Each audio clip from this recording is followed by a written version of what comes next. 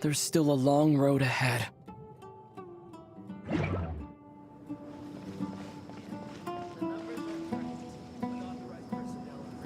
It's been a while since we last visited Aru Village. Ah, there's Sino!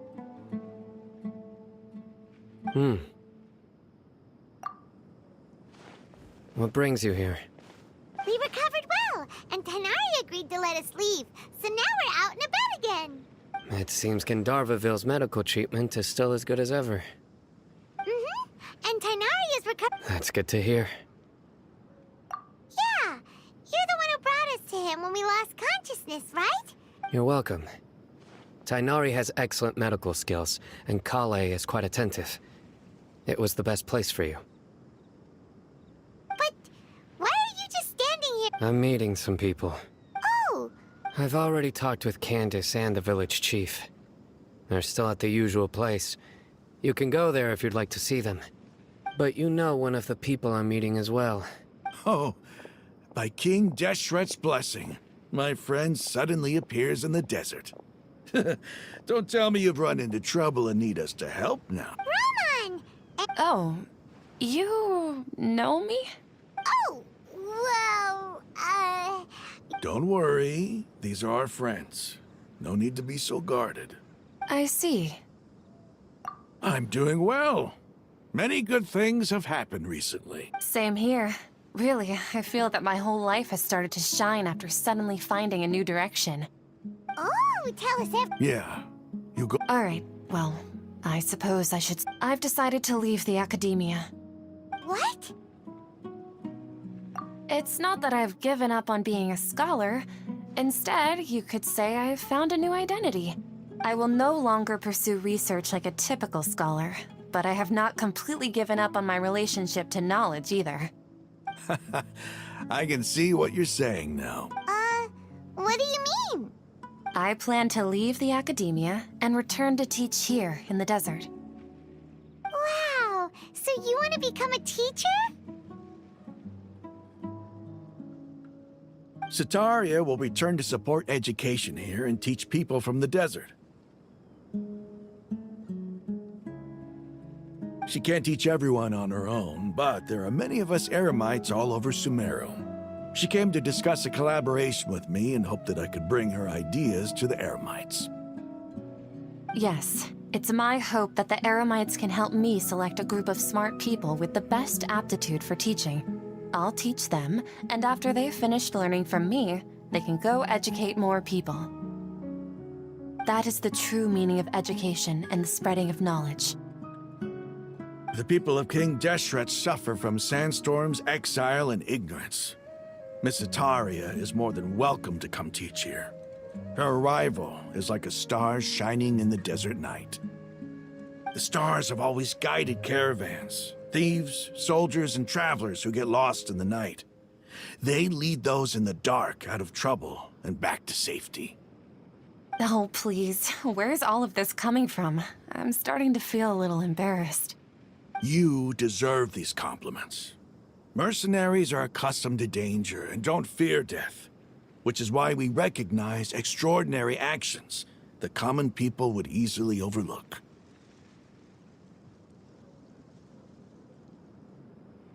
Sataria's idea will bring much good to many people.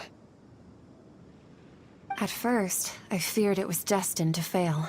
Everyone knows that the academia doesn't allow scholars to teach in the desert without permission. As you know, all knowledge is under their surveillance and control, and very few desert dwellers are as lucky as me. But what I heard at that time has been haunting my heart, as if there were lightning bolts constantly bombarding my soul. Sataria, you tread a treacherous path, and the longer you ignore it...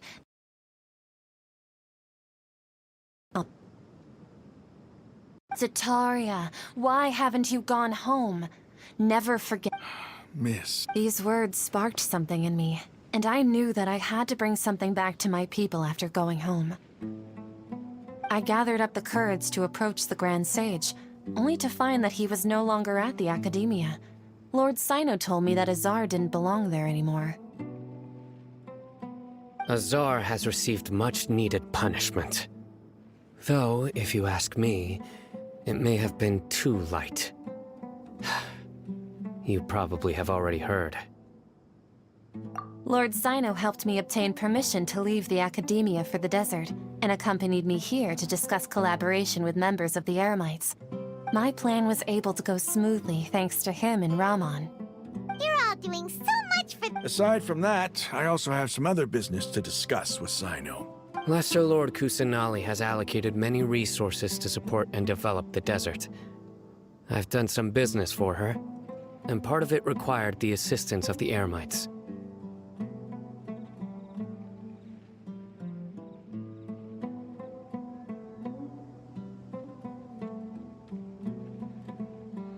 I applied for a few batches of educational materials from the Academia, and sent them to several groups in the desert, as instructed by Lesser Lord Kusanali. I believe the people will make good use of them. That's exactly what the people here need. Physical books and other related items. If it weren't for Sino and Lesser Lord Kusanali, I'm afraid we'd never be able to get our hands on them. Apart from this, the Academia is also recruiting scholars that are willing to teach in the desert. I'll let you and Sataria know as soon as I have any more news. We must be persistent about this, and maintain these resources to ensure long-term effectiveness. This is the first time in hundreds of years we've had a glimmer of hope. I think this may be the turning point for the desert. Remember these words. Here lies our faithful priest, Kasala. His wisdom is a miracle among... I hope people with wisdom like that priest will rise again among the desert dwellers. Then we'll once again... Enough about us. Are you here to discuss some business too? No, not at all. We're actually here on behalf of Nilu. Nilu wanted to write to everyone, but she wasn't sure where the letters should be sent, so she asked us to come find everyone personally. A celebration feast will be held in 2 days at the Grand Bazaar. She hopes that all of you will be able to attend. At the feast, we'll also be celebrating Sino's reinstatement as General Mahamatra. Although, judging from your appearance, it seems you've already been reinstated. Paimon thought you would only start working for the Academia after the feast. Celebration? Feast? It's the first I've heard of it. Tighnari was right. He really didn't know. This feast is for you, Sino. Sounds to me like you'll have to be there. It's rare to see that kind of expression from Lord Sino. You must not like feasts very much. No, not really. But I'll go. Well, I still have a lot to handle here. Besides, I need to look after Miss Sataria in the desert, so I'll have to pass. I'm afraid I won't be able to join you. Although, if you'd be so kind, please give a message to Miss Nilu for me. The message is... I'm sorry for how I treated you before, but now I understand the beauty of your dance. It's like a light shining in the sky. You and the art you symbolize are not only beautiful, but also lively and powerful, so much so that it was prohibited. Please keep dancing, and someday, I'll be able to appreciate your art in person. Okay, we've got all that down.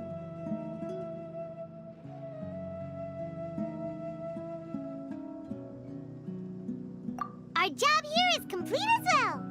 Oh, Sino, remember, party's in 2 days. Make sure you're there. Got it.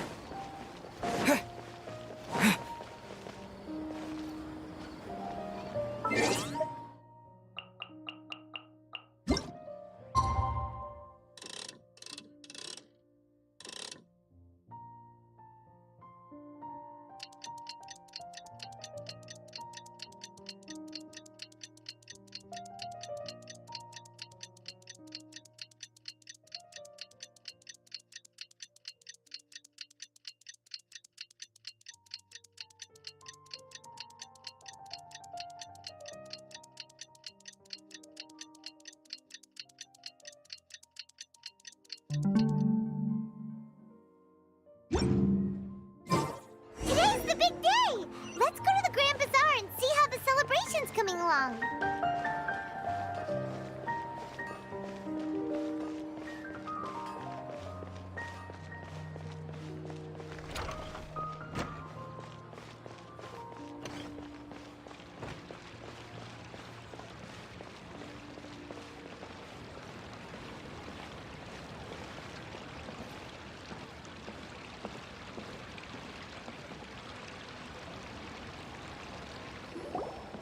Everybody's already here.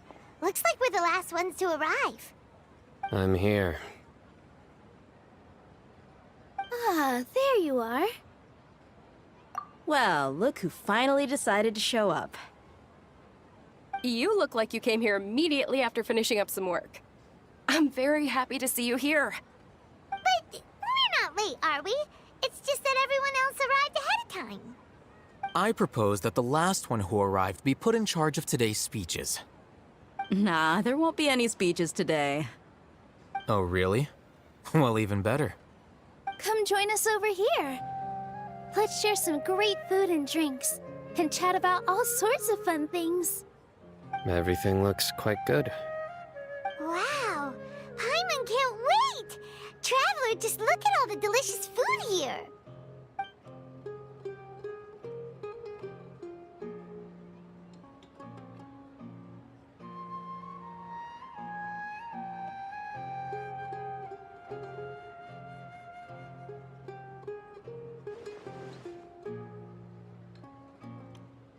Whoa! The food was specially prepared for you by everyone in the Grand Bazaar.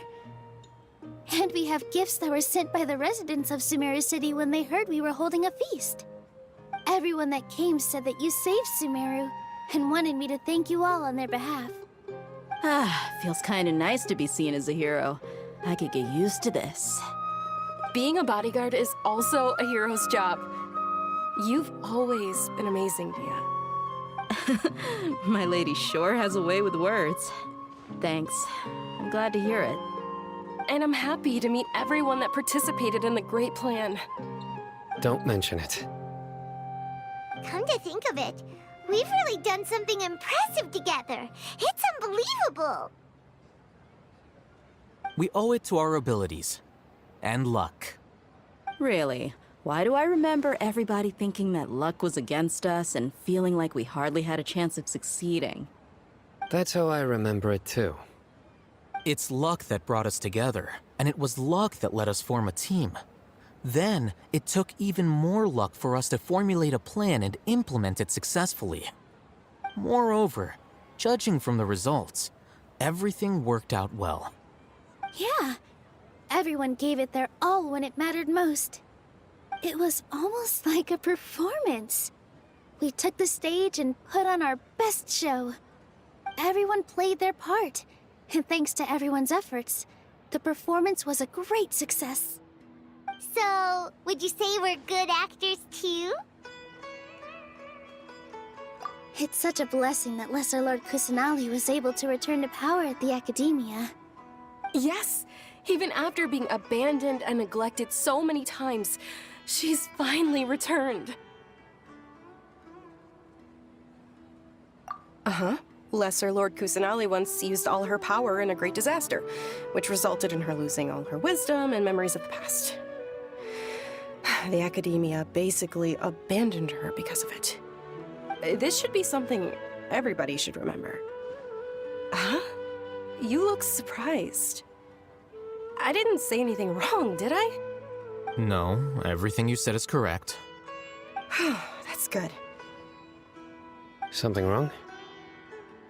Yeah, what's with that face? You knew all of this already.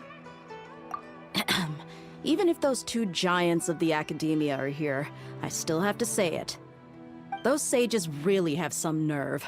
500 years ago, Lesser Lord Kusanali used all her power for the people of Sumeru, and what did they do in return?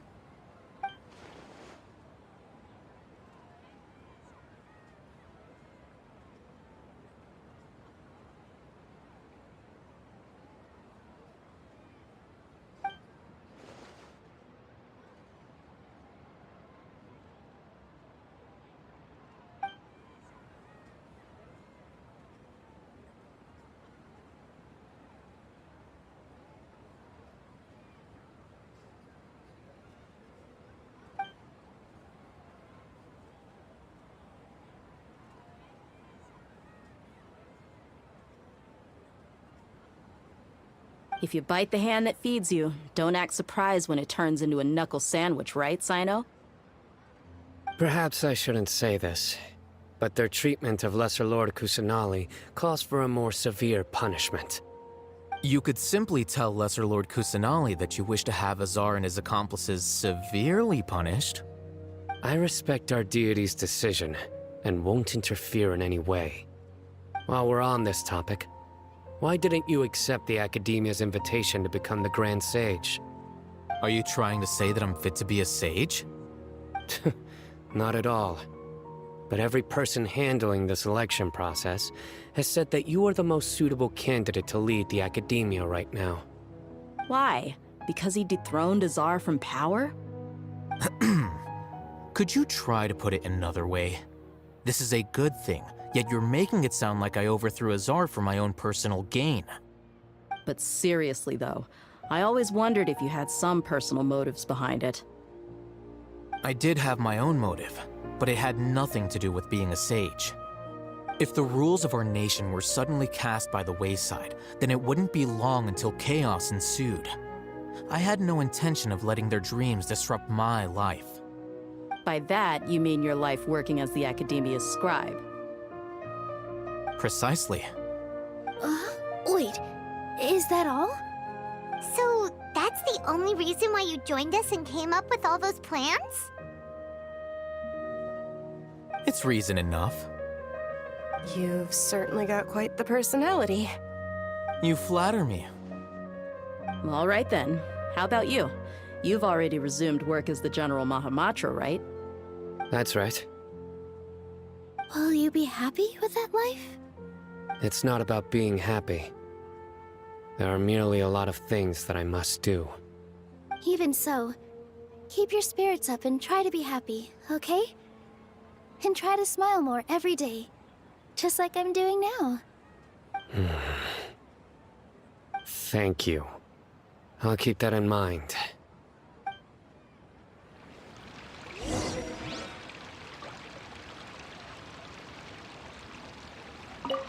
I seldom participate in such lively gatherings, but the atmosphere here is quite good.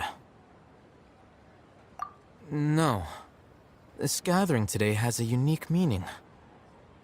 The Grand Bazaar is lively because the people here feel happiness from the bottom of their hearts, unlike the farces at the Academia. That happiness is an emotion that'll be forever alien to those bookworms who have driven themselves insane by studying. I seem to have taken both keys when I left the house. Oh well.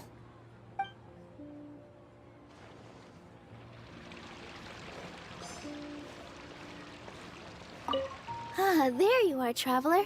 Well, how is it? Are you enjoying the feast today? If there's anything you're unhappy with, just let me know. I'll be... That's good. It's the first time I've ever invited so many exceptional people to one place. I was a little nervous myself. You see, every guest here is quite extraordinary. It's unbelievable that we've got everyone together here. Almost like a fairy tale. Make sure you live it up tonight. I'll be happy as long as you're enjoying yourselves.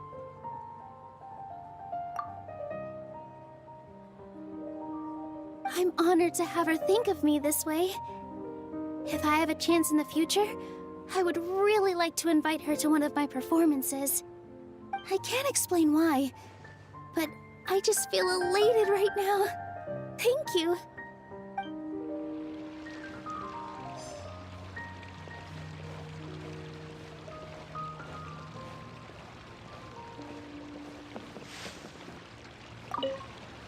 My lady, the grilled meat over there is delicious. Have you tried it?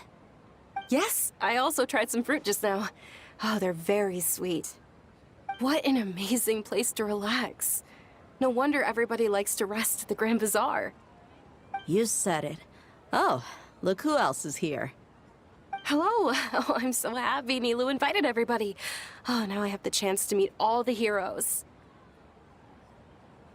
Hey, less of that polite chit-chat and more eating and drinking. The feast is about having fun, not stuffy formalities.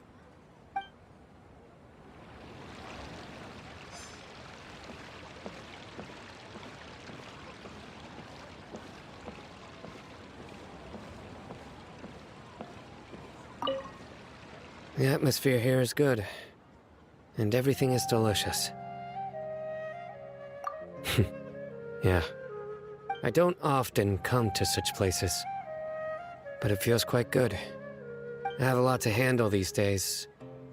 Otherwise, I could show you around.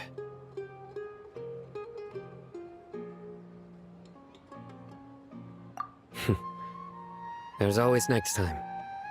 We're friends after all. This feast is pretty good. I like it.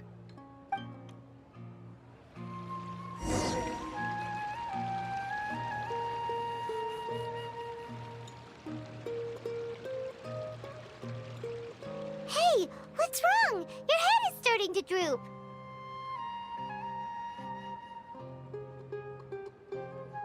Hey, you can't just fall asleep here. Paimon will go find something delicious for you to eat.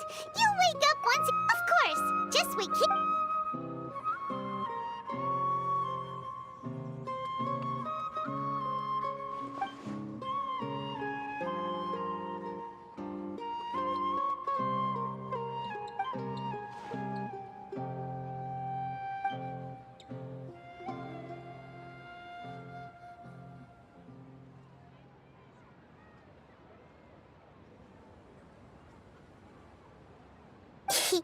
It's me.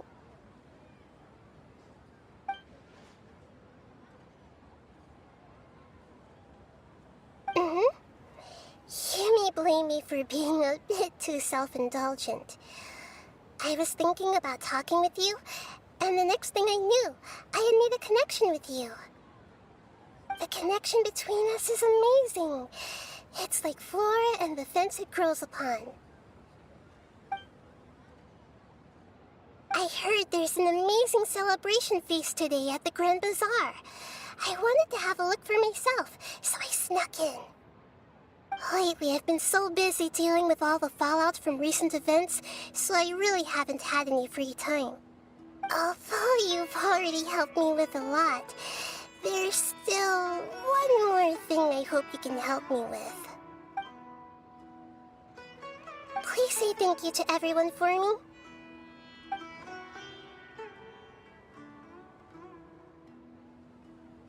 Oh, is it not convenient for you to do that for me? But if I just show up all of a sudden, people will become all quiet and stiff, won't they? What if I end up scaring them and ruining this wonderful feast?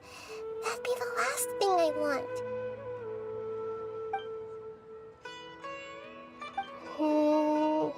Let me think about it. Okay. Yes, I have.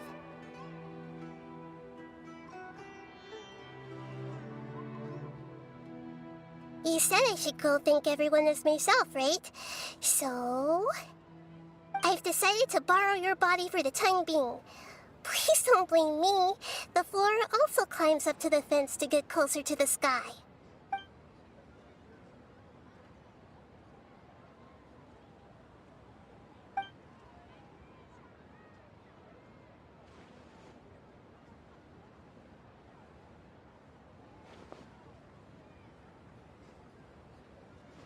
Everyone! Are you awake now? Paimon was just about to bring you the food. It's me. Huh? That voice. Nahida? Hold up. What's going on? I didn't expect to have a conversation with the consciousness of Lesser Lord Kusanali in the Grand Bazaar. Interesting. Is this also a part of the feast? No, of course not. Are you... Lesser Lord Kusanali? Hello, Nilu. You know who I am? Yes, I already know every one of you. Nilu, Alhaitham, Sino, Dia, Paimon, and Dunyarzad. Lesser Lord Kusanali? I took the liberty of occupying the traveler's body so that I could thank all of you in person. Thank you so much for rescuing me, Even if that meant placing your own safety in peril and taking the risk of becoming enemies with the Academia, the sages, the doctor, the balladeer, and even the entirety of Sumeru. Without you, without any of you, I would have been in a much more difficult situation. Had you not helped me to resolve the crisis, not only I, but Sumeru and even the entirety of Tevat would have suffered great misfortune. People refer to you as the heroes who managed to rescue a god. I'm quite fond of this name. It not only explains your identities, but also bears witness to your relationship with me. Please, allow me to present to you my most sincere gratitude. Lesser Lord Kusanali, you have done so much for Sumeru, and I didn't even have a chance to do anything for you. You don't have to... Dingerzad, the suffering you endured during your illness is also proof of you being with me and praying for me. Thank you. You don't need to be so ceremonious. It's always been my duty to protect you. This is how the relationship between the Academia and Dendro Archon should be. We just did what was necessary and set things back on the right path. You're an Archon, but you act so humble. You really don't need to be so polite with us. I'm honored to have been able to take part in this plan. I hoped you liked the dance I dedicated to you. Thank you, all of you. Thank you so much.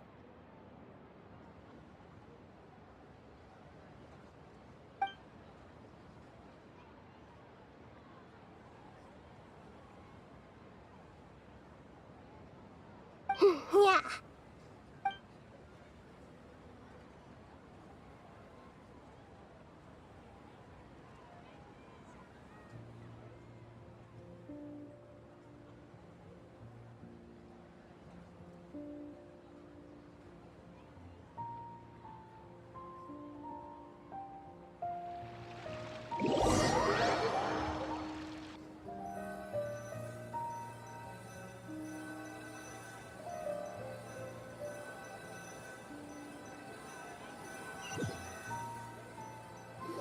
Are you awake?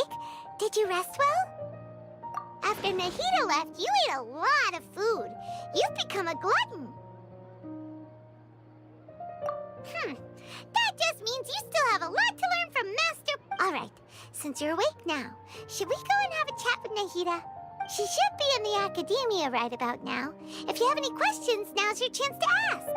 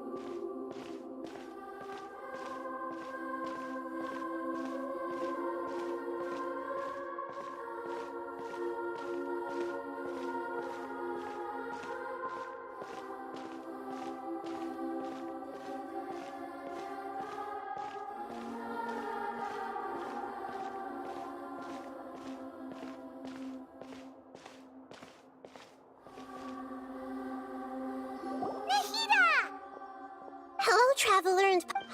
What a fantastic night! I'm still immersed in all the happiness and joy, like a candle floating on water. So are we, and that's why we're here to talk with you. Is there anything you want to know?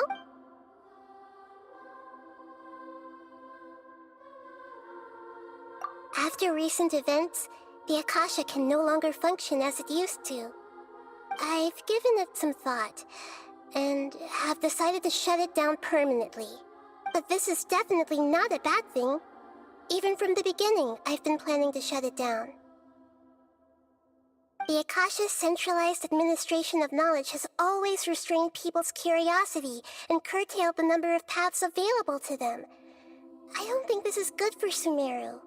Although people may initially feel a little uncomfortable with the loss of the Akasha, they will soon understand that this life is more suitable for them. And as for the future of Sumeru, I'm preparing to regain control of the academia.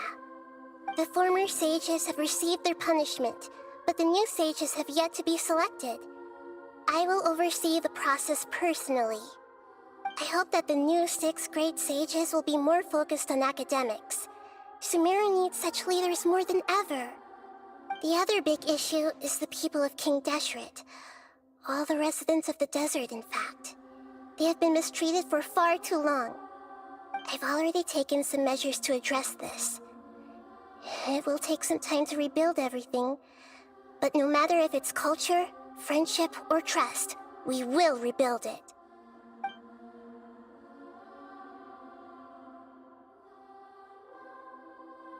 You mean, what happened after the doctor put you to sleep? Not exactly. The top-ranked Fatui Harbingers, up to number 3, possess power comparable to that of gods. I was no match for him in that kind of situation. However, in spite of the bad situation, I still managed to make a fair deal with the doctor. I'm sure you remember the entity that changed your fate, the Heavenly Principles. In fact, the Heavenly Principles has been quiet since the Conria disaster 500 years ago. I used this point as leverage against the doctor. I told him that the Heavenly Principles may be awakened if I destroy the Gnosis. Although it's just a bluff, he still fell for it. I assumed that the Heavenly Principles wouldn't just stand by and let such extensive damage to its laws take place. And as for what I exchanged for the Gnosis, the exchange served as both punishment for the doctor as well as a boon of new knowledge that I couldn't refuse as the God of Wisdom.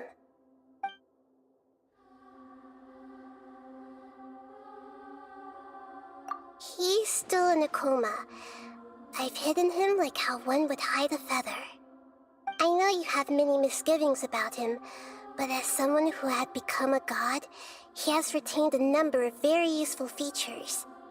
Don't worry, I'll keep an eye on him and make sure he doesn't do any evil. In addition, there are still some mysteries left in him. Some things may be very clear from my perspective, but he is still yet to understand them himself. His future will be determined by fate.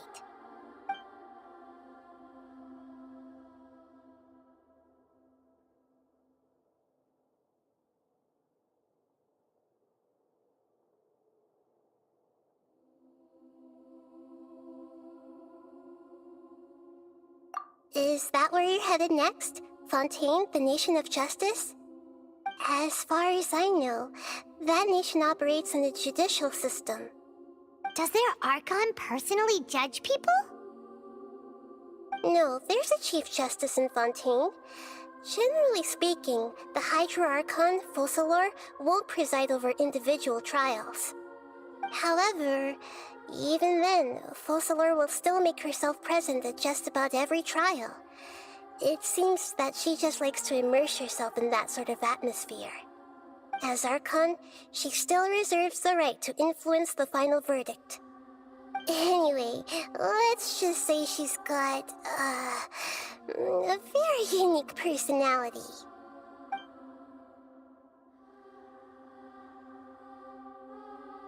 Are you sure? Isn't there something else you haven't asked about? Huh? You mean...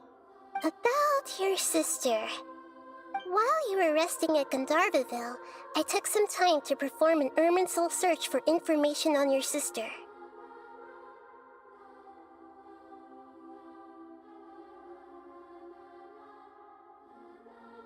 Yeah! Isn't Irminsul a repository for all the information and memories of Teyvat? So there shouldn't be anything on him or his sister. This is true in your case. Irminsul indeed does not have any information on you. However, there must be something different about your sister. Because, as it turns out, the world has recorded information on her after all. What?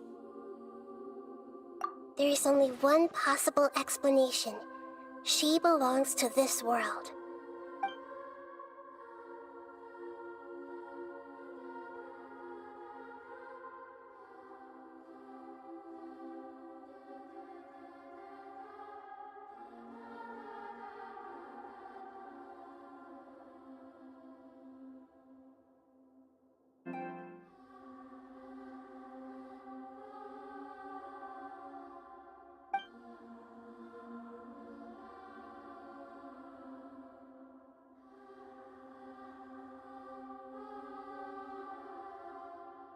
But nothing about this makes any sense!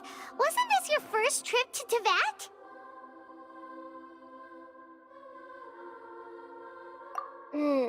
According to the records I was able to access, your sibling suddenly appeared in Conria. After the Conria disaster, she began her journey through the 7 nations of Teyvat. But just as her journey was about to reach its conclusion, the Irminsul records on her suddenly become fuzzy. What do you mean, fuzzy? Did something happen to her? All I know for sure is that somebody, for reasons only they can know, is deliberately obfuscating her fate.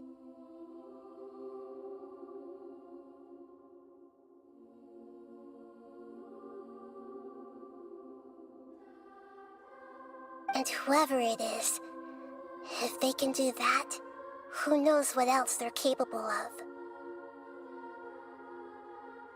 But even that wouldn't explain how she somehow comes from this world. Something else I noticed was that according to these records, the Fatui have not classified your sibling as one of the Descenders.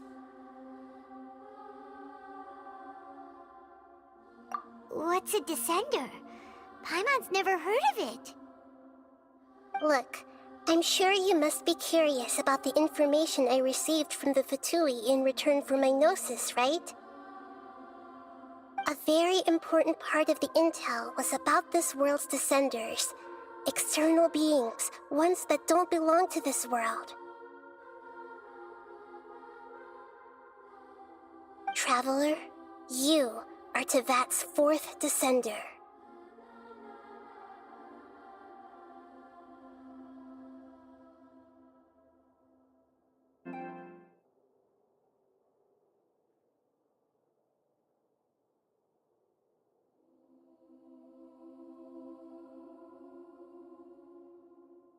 Huh?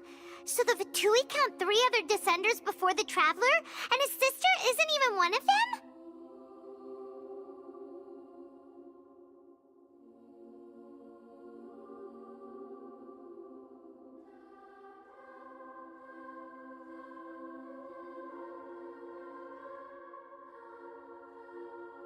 That's right. My current hypothesis is that the first Descender was likely what we now call the Heavenly Principles. As for the other Descenders, I still need to verify their existence. It could take me some time. Paimon's head's about to burst from all this crazy new information.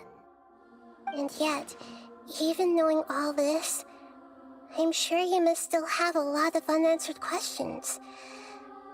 I must say, I truly regret that I can't help you more as the God of Wisdom. There are many questions in my heart as well. I will need some time to go through each one of them. And soon, you'll also begin your journey anew and depart from Sumeru. I'm very interested in your future. It's a journey that can't be observed or recorded by this world. If fate is the ultimate knowledge, then your future will be the ultimate fate. I'm sure glad we got to meet you, Nahida. The pleasure is all mine. I can't thank you enough. Alright, that's enough talk for today. If you ever miss me, just close your eyes, and maybe I'll appear in your dreams.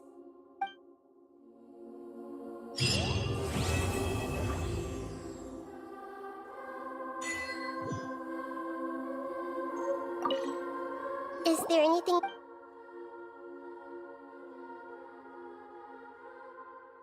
And soon, I'm very interested. If fate is the ultimate... I'm sure glad we got to... The pleasure is... Alright.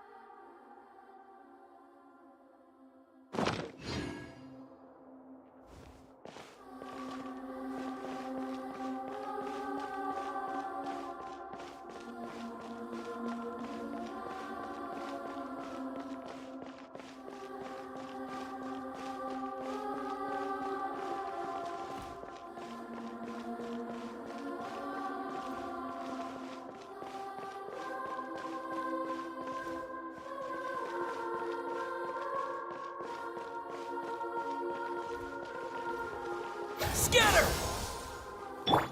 Shine down!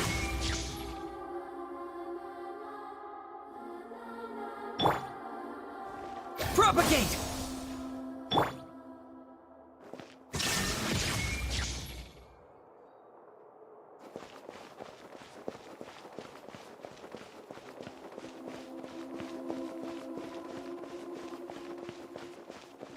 Illusion shattered! Here!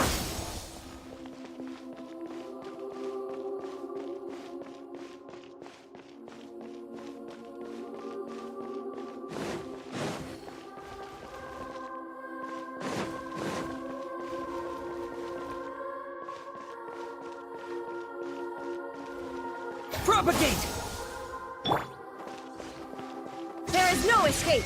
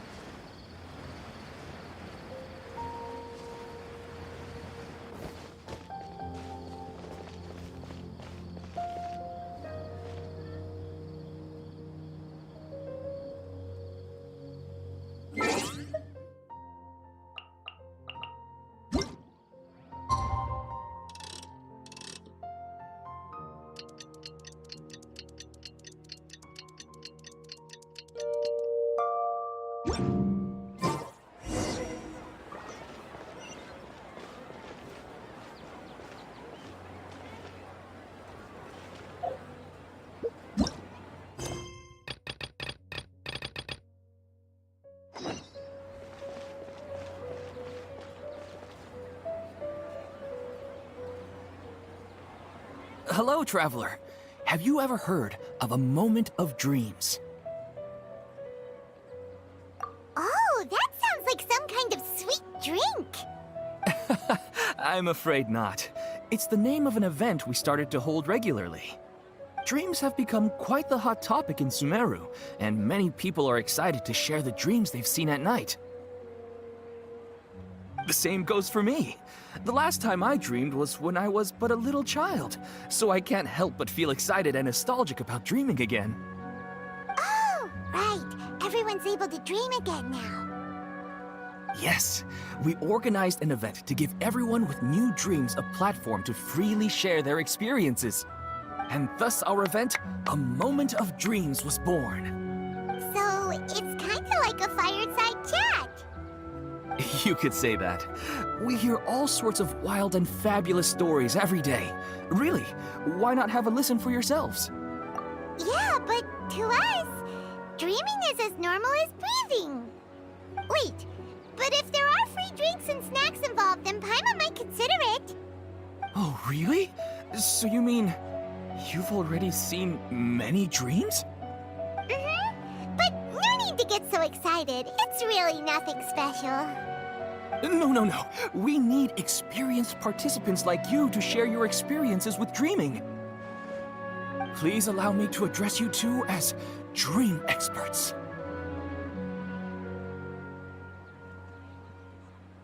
Oh, expert? Paimon kinda likes it. Now you seem interested. Please, follow me to the meeting place. It won't take much of your time. Rest assured, you'll find all the drinks and snacks you'd like there. Wow, how accommodating. Sign us up. But wait, Paimon's getting ahead of herself again. We should see what the traveler thinks first. Why aren't you saying anything? All right, hurry up and take us to be dream experts. Very good. Follow me then.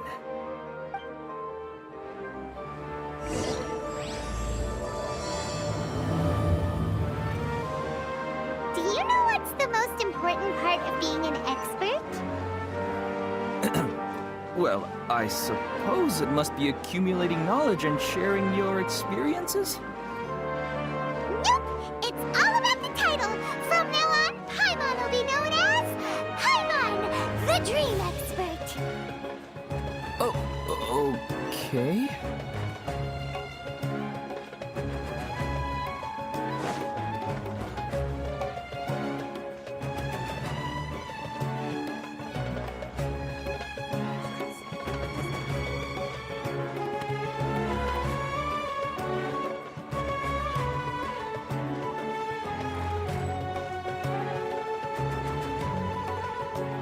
Sorry to interrupt, everyone. We finally have some real dream experts joining us. Esteemed experts, this way, please. Now, if anyone has any questions, please feel free to ask them. They must be dream experts from another land. Great! Oh, I have a question. Me first! Me first! No rush! Everyone, please line up and ask in an orderly fashion!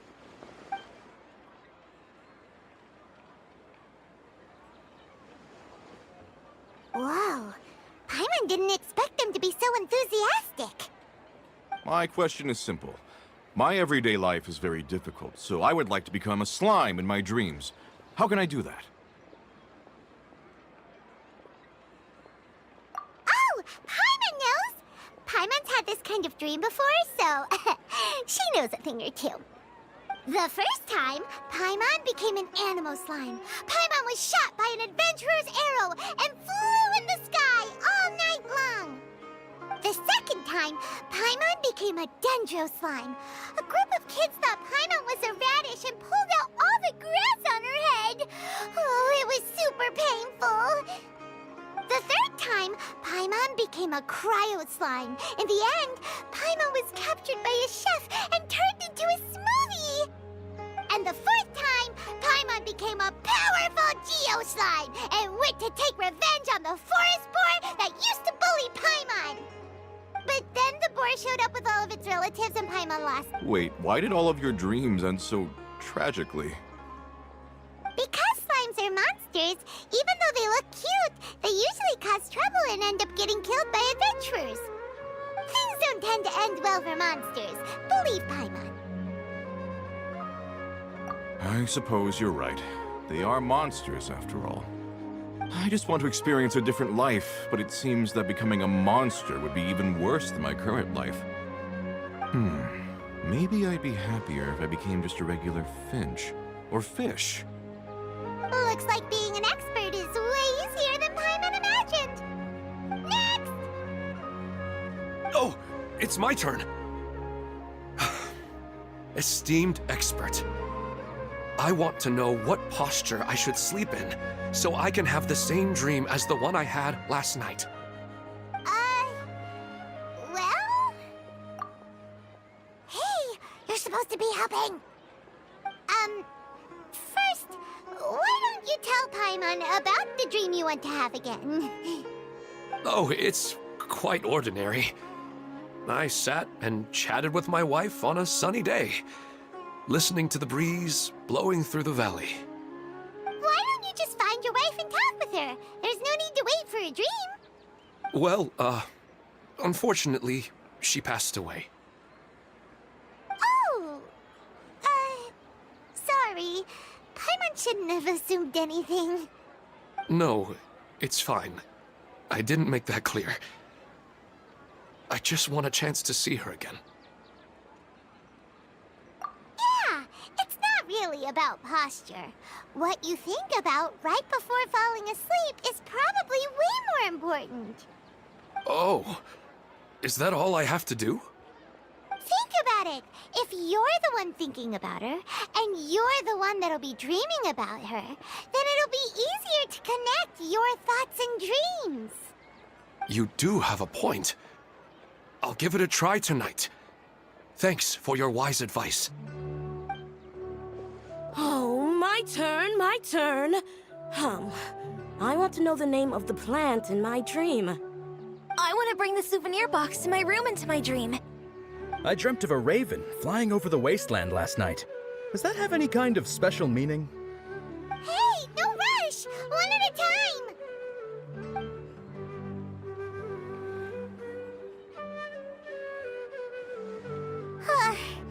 Their questions were way too difficult. We don't actually know anything more than they do. We're just more experienced dreamers, that's all.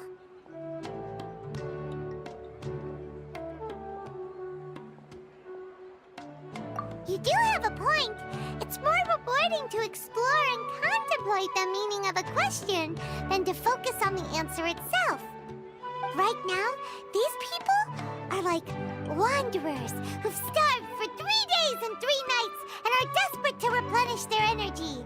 Any explanation they get now is like pure sustenance to them, no matter how good the explanation really is. Oh, and now that Paimon has said that, you know who comes to mind?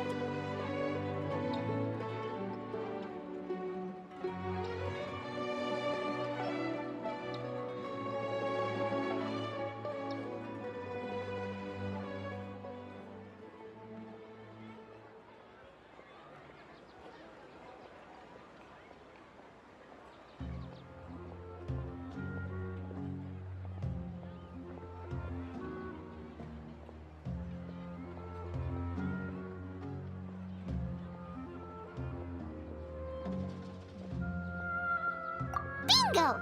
If she was here, she'd probably be making some similar analogy. Unfortunately, she's super busy right now and may not have time for gatherings like this. Dear experts, we have another guest who would like to consult you. But you saw how we answered all the questions just now. We're not really all that knowledgeable. Ah, but this guest is rather special.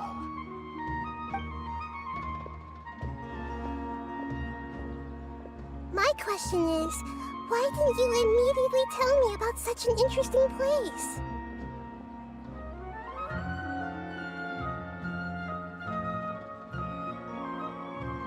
Huh? Nahida? How did you get here? Interesting events like a moment of dreams don't happen every day after all. No matter how busy things are, I'd still set aside some time to check it out. Anyway, I really didn't expect to meet you here. Oh, right! If there's anyone that understands dreams, it's you! You should be able to help us answer all these questions. You're not wrong. All right, they can ask me anything. The more interesting, the better.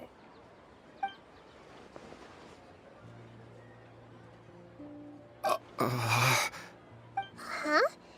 What's wrong? You were all so excited a minute ago. Why the sudden hesitation? Even so, it's not like I look super intimidating or anything, right? And in terms of reputation and renown, you've also done many great things in Sumeru, yet they didn't even flinch at you.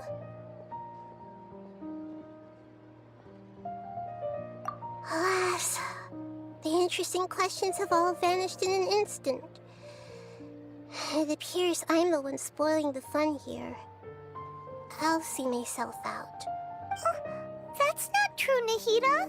I don't want to get in the way of the original purpose of a moment of dreams, which is to let people gather here and freely share their marvelous dreams.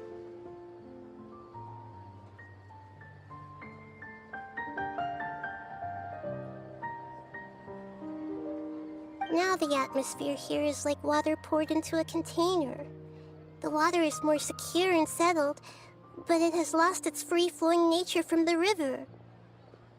I just want it to be another drop in the water, not the cold and restrictive container.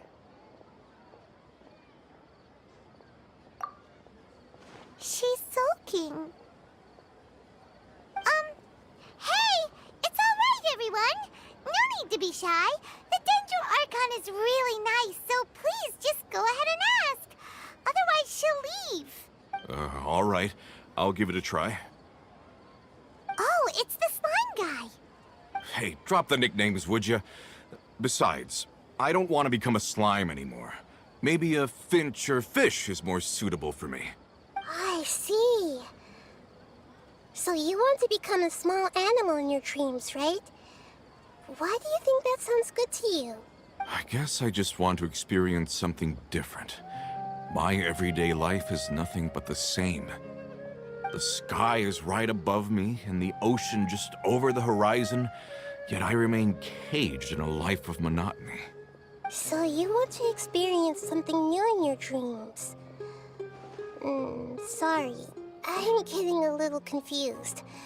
Why don't you seek out some new experiences in real life? Because if I don't work, I won't have any Mora. Sure, I don't want to be out hammering nails and cutting wood every day, but I have aging parents and young children to take care of. By the time this all dawned on me, I realized that my life has already been filled to the brim by trifling matters, and I have no more freedom. But if that's the case, then even if you became a flying bird or swimming fish, you will still be hammering nails and cutting wood in your dreams. The reason is you've already been caged. It doesn't matter what your physical body turns into. Your mind will still be stuck in the same predicament. Really? That sounds pretty terrible. Then what should I do? I don't know everything that you're going through, but how about replacing your hammer? Huh? replacing my hammer? That's right. Having worked for such a long time, you of all people know what makes a good hammer.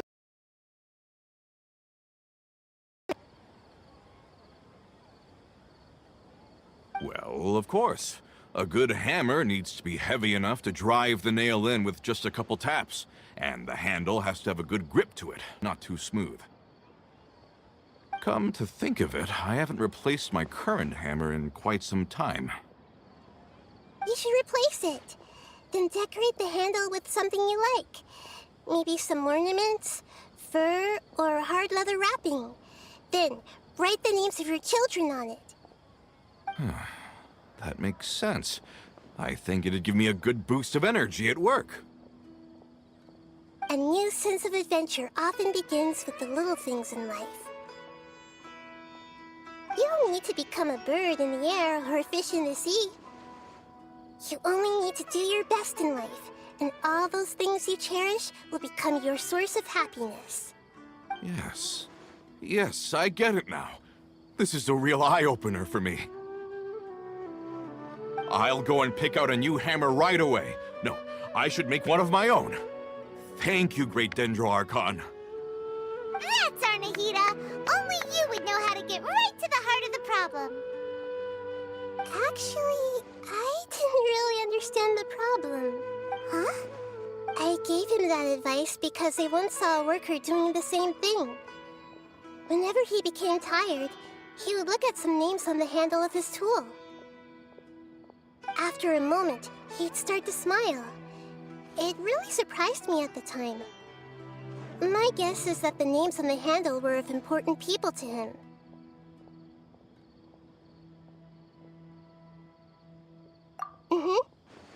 After observation, I know this kind of behavior motivates people. But why is that? Is it because of excitement, anticipation, or helplessness? I really don't know. And even if I could know what's going through his mind, it's still difficult to fully grasp his feelings. Oh, Paimon gets what you mean. Huh. Paimon had no idea it takes you so much effort to understand these kinds of things. That's why I was a bit nervous just now. But luckily, seeing his happy face in the end reassured me that I didn't say anything wrong. Don't mind me, though. This is just my way of learning. Hey, don't forget about Paimon! Everyone knows that Paimon's also super skilled at reading people's feelings. Thanks, you two. That makes me feel a lot better. Let's move on to the next question, shall we? I already asked the experts my question earlier, but I wanted to hear the Dendro Archon's response too. What should I do if I want to see my deceased wife in my dreams every night? Longing for the deceased.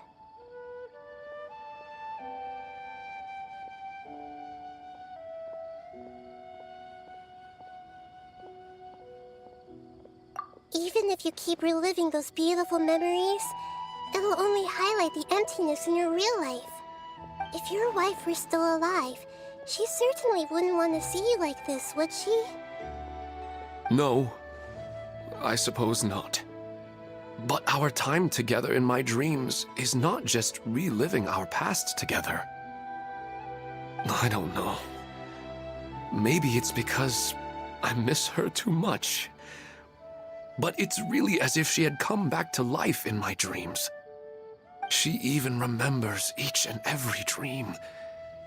After I wake up and then continue dreaming again later, we can pick up our conversation right where we last left off. That's really amazing. Statistically speaking, continuous dreams are extremely rare. It's almost as if my wife has obtained a second life in my dreams. But the more vivid she appears, the emptier I feel, and the more painful it is when I wake up.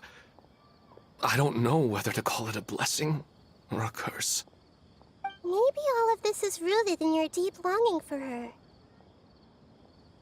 Were there any unresolved matters or regrets between the two of you? I don't know. I suppose my biggest regret is that I couldn't spend the rest of my life with her. I really felt like I was ready to move on. I wouldn't be so hesitant now if it weren't for these hyper-realistic dreams I've been having. Huh. You know, they say that whatever's on your mind is what goes into your dreams. But dreams are, and will forever be, just dreams. We are people living in the real world. It's not good to be overly obsessed with dreams. All it'll do is fill up your mind and eat away at your thoughts. Yes, I know. That's why I'm also a little disappointed in myself. I still need to take care of our child. And it's probably not good to let her see me in such a state. Anyway, thanks for your advice, Great Dendro Archon.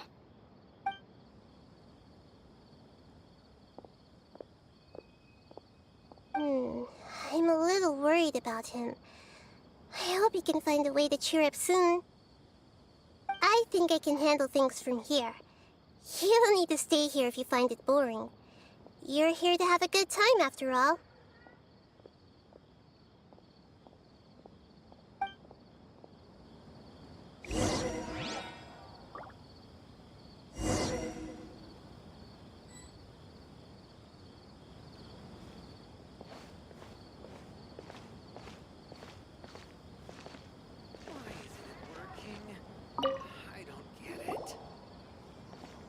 Are you feeling... Yes. I think the Dendro Archon made a really good point. I need to stop dwelling on my wife like this and move on with my life. Now that I think about it, my wife and I always meet at a familiar place in my dreams. I know where that place exists in reality, but it's a bit far and dangerous. I don't dare to go there on my own. But at the same time, I feel as if I should go and have a look anyway. Perhaps I'll be able to move on once I see that there's nothing there. Otherwise, I'll keep on feeling like everything is covered in a haze, like I'm only half awake. Once I can stop dreaming about that place, I'll probably be able to get my life back together. Actually, you two are adventurers, right? If it's okay with you, could you escort me to that place? Yeah, it might also be a good chance for us to unwind. Even if you can't see your wife there, taking in some nice scenery will definitely help cheer you up. Yeah, I hope so too. All right, go ahead and get yourself ready then.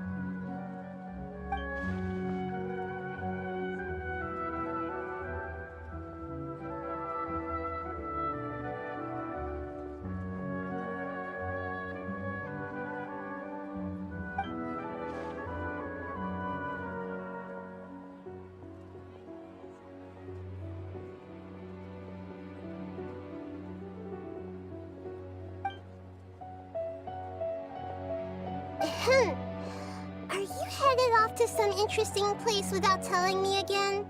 Huh? Wait, aren't you supposed to be answering questions? I just finished, and I really got a lot out of it. So many interesting and novel thoughts. Anyway, it looks like you're going somewhere. Why don't you take me with you? Oh, there's no need to trouble you, Great Dendro Archon. I imagine you must have many other important things to deal with. No need to stand on ceremony. Besides, I wouldn't have asked to come along if I didn't have a good reason. I wanted to use this opportunity to discuss with you some things that are puzzling me right now. Huh. I didn't know the Great Dendro Archon could become puzzled too. I'm not all that different from you, you know. All right, let's go. We can talk on the way.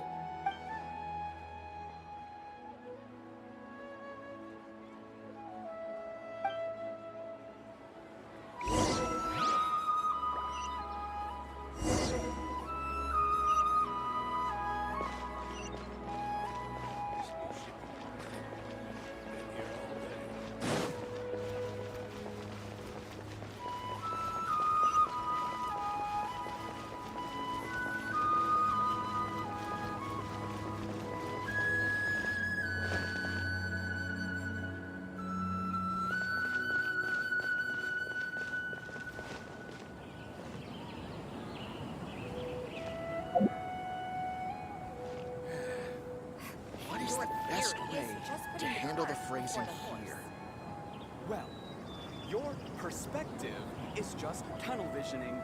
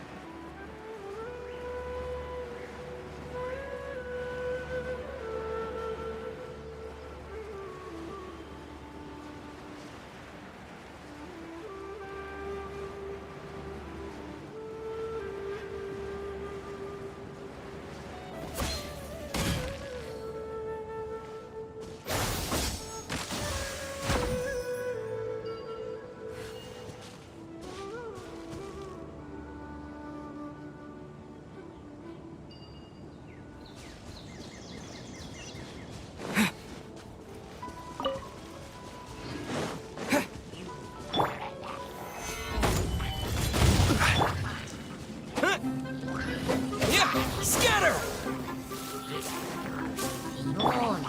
Order guide you. Propagate!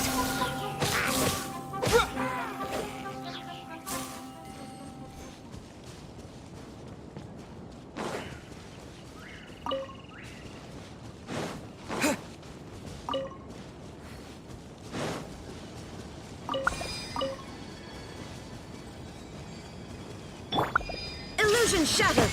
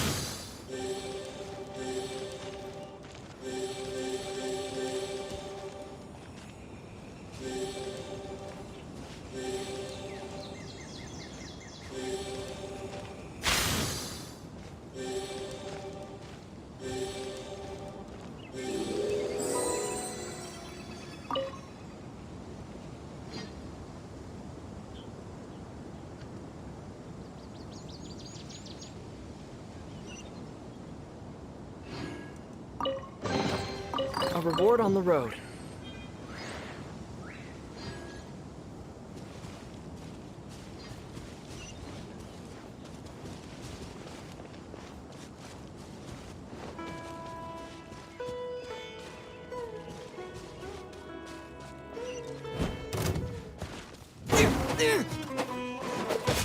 Scatter!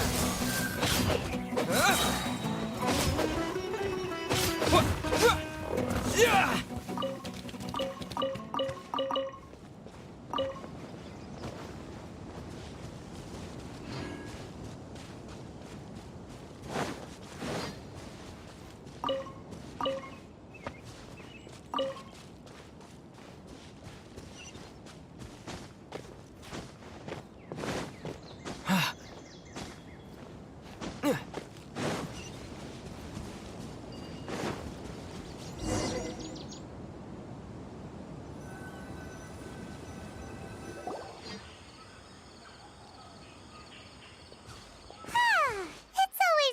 Go for a leisurely stroll.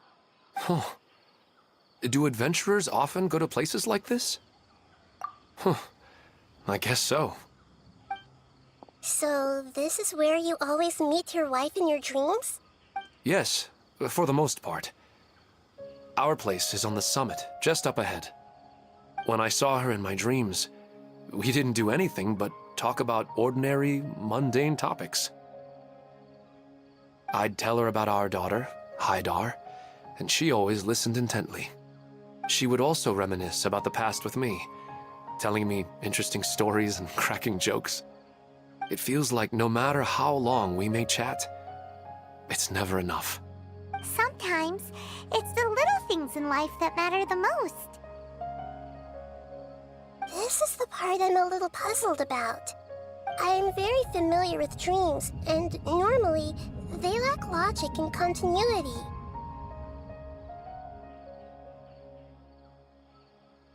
But you said she could remember what you had told her before, right? That's right. She always listened to me carefully in real life, and now, she's doing the same in my dreams. She always surprises me with some details from our lives in the real world. The fact that she can remember such things makes me feel like she's alive. Whoa, that's pretty weird. Well, dreams are kind of weird to begin with. However, the problem is that his dreams have too much structure and continuity. Most dreams are far more fragile than you can imagine. For example, a loud noise outside your window in the real world could cause your dream self to get loaded into and fired out of a big cannon. Another example. If you're thirsty in the real world, then you might find yourself trudging through a desert in your dream. But the appearance of your wife seems unusually stable and unaffected by any outside interference. Statistically, this should be extremely rare. I don't understand it either. But I have no reason to suspect or reject these dreams. They're too... But I still want to figure out the how and the why. These kind of dreams are novel to me as well. That's why I want to have a look at the scene your dreams have been taking place at. Let's go. Just think of it as a nice little hike to the top of the mountain.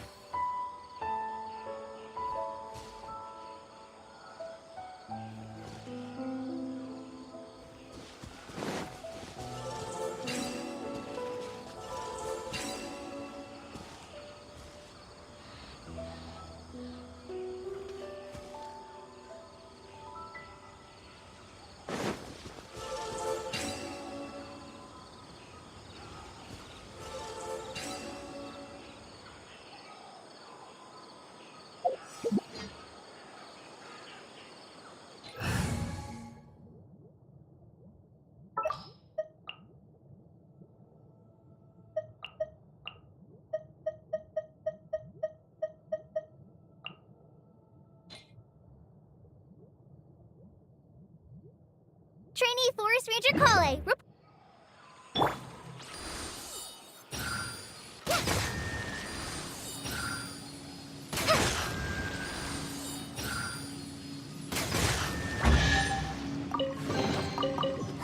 Glad there weren't any poisonous mushrooms inside.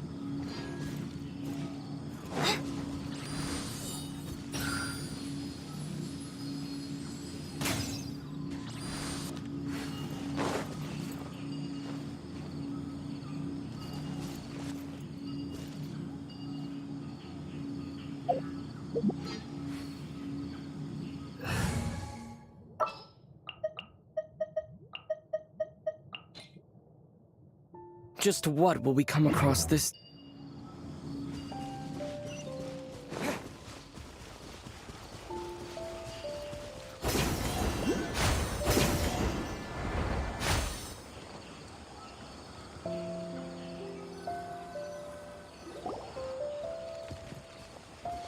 Well, he really wasn't kidding.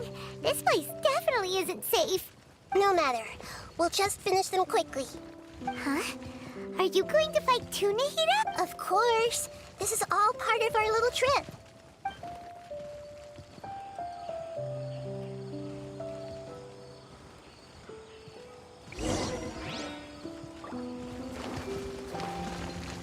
I see everything.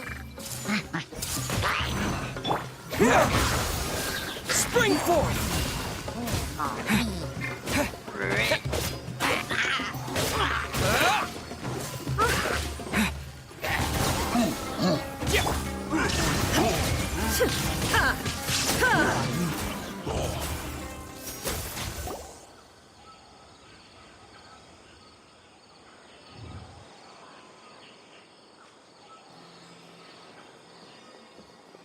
The scenery here is amazing! It also seems like a great spot for eating snacks and taking a nap. Paimon wouldn't mind spending some time here every day either. I've yet to see anything strange about this place. I do not plan to deny the power of longing. Such an intense but unquantifiable emotion could indeed have the power to organize dreams. His wife must be a really amazing person. Huh? Wait, where'd he go? Oh, so you are waiting for me here? Well, guess what? I've brought... When the Dendro Archon said she wanted to come with me, I could hardly believe it. I'll bring Haidar once I'm more familiar with the way here. She's been telling me that she really misses you. Huh? What's wrong with him? There's nobody there. Wait, Minar. Don't go that way. It's dangerous. Uh-oh, he's gonna fall! Catch him!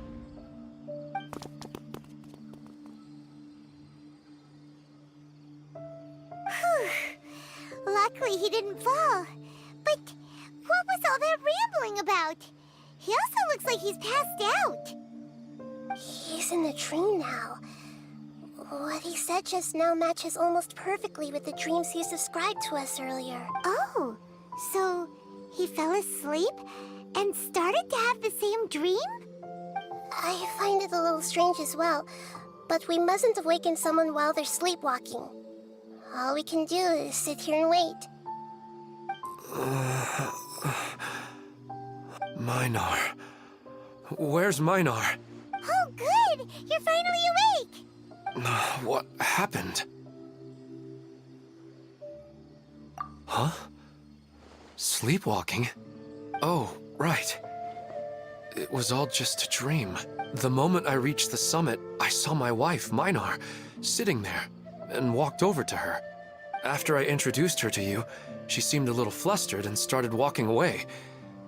I told her to stop because of the cliff, and then she seemed to suddenly disappear. A strong wind started to blow around me and the sky grew dark. When I realized something wasn't right, I woke up. That sounds pretty wild. Maybe you were just too tired. I don't think so. I slept a lot yesterday, and I don't feel very sleepy now. Maybe we've affected the way his subconscious subconscious constructs dreams by following him here.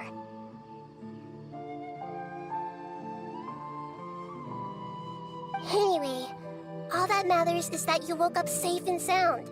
I think I know what happened now. I'm sorry. If it weren't for you, I would have fallen. Let's head back now. Don't come back to this place again for the time being. Oh, okay. Nahida, what's on your mind? Paimon's a little worried now. We still don't have enough evidence to work off of, so it's hard to draw any reliable conclusions yet. But I'm concerned that Ilmon's case may not be unique to him. Oh, right!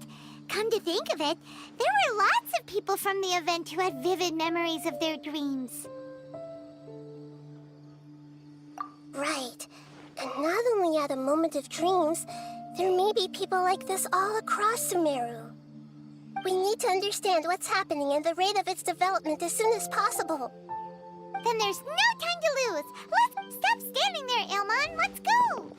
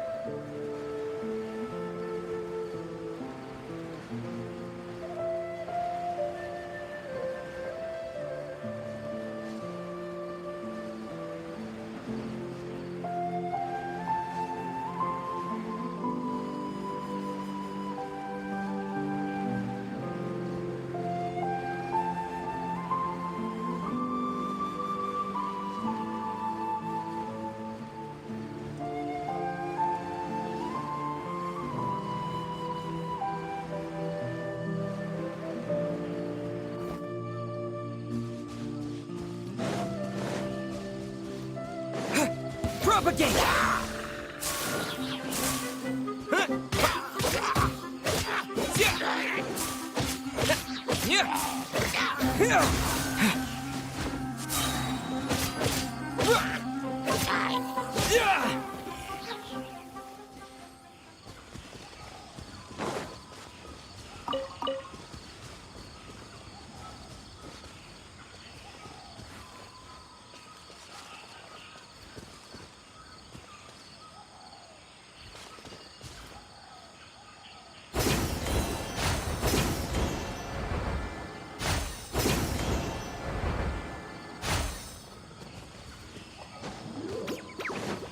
Scatter! Germinate! Shine down! This is order.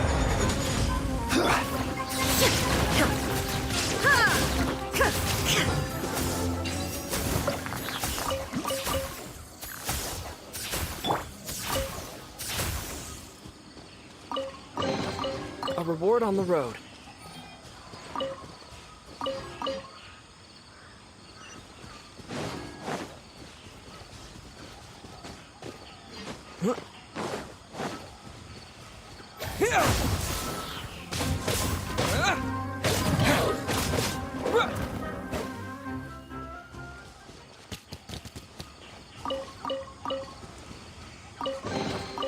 Is this an answer from this world?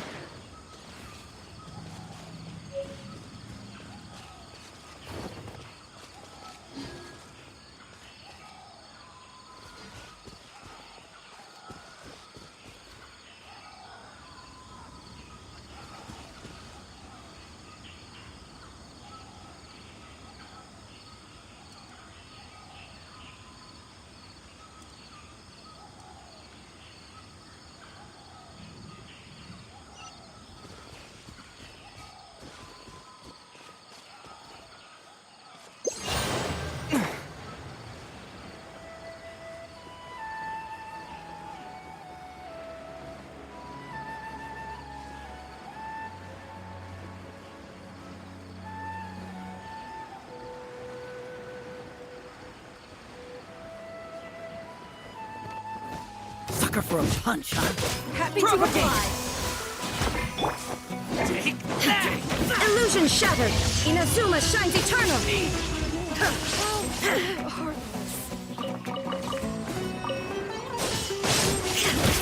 I'll take up a lead.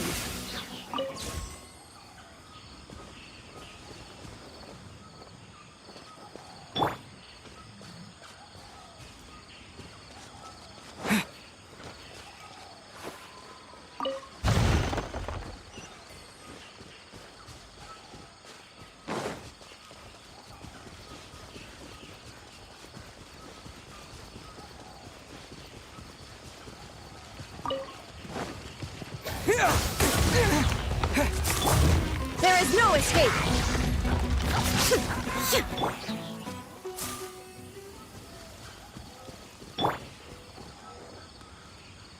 Illusion shattered!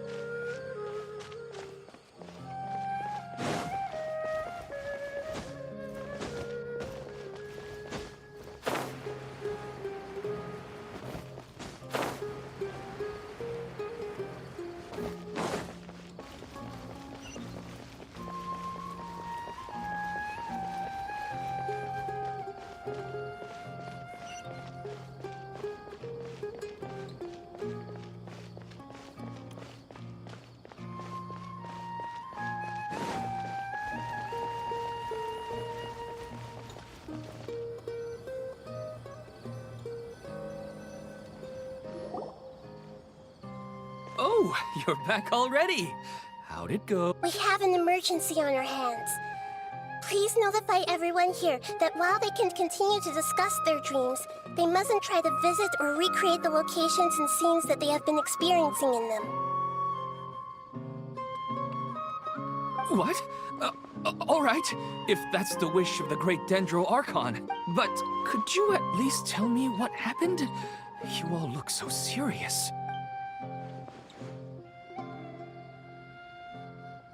I see. I never knew even a dream could be so dangerous. Don't worry. I'll be sure to notify all the event participants and inform the other staff members about what has happened. Using the event registration list, I should be able to contact more people that were interested in dreams and warn them about the situation. Thank you. That would be very helpful. Let me confirm if all of today's participants are still here. Atta has already left. It seemed that he was on his way to make a hammer, so that shouldn't be a problem. Oh, wait a second. Where's Katya? Has anyone seen Katya? Has she already left? Oh, I think she already left. She said there was somewhere she wanted to go. Oh no. Did she want to look for the place from her dreams too? Can you tell us where she went? Yes, she did briefly mention it. Somewhere near Chatrakam Cave. Alright, thank you. We'll go look for her. Please help us tell the others not to do anything reckless. Sure thing. Who would have known things would have turned out like that?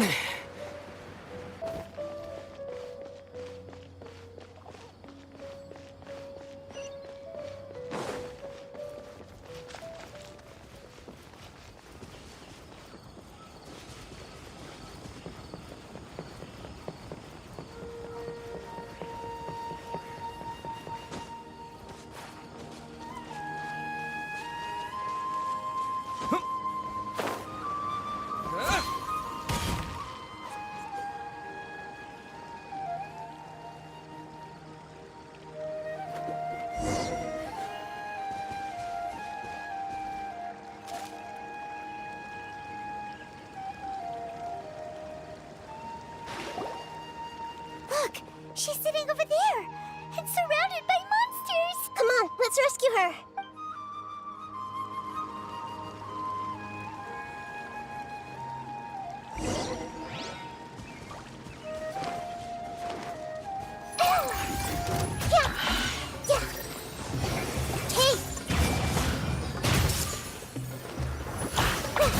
I'm seeing stars. Yeah, scatter!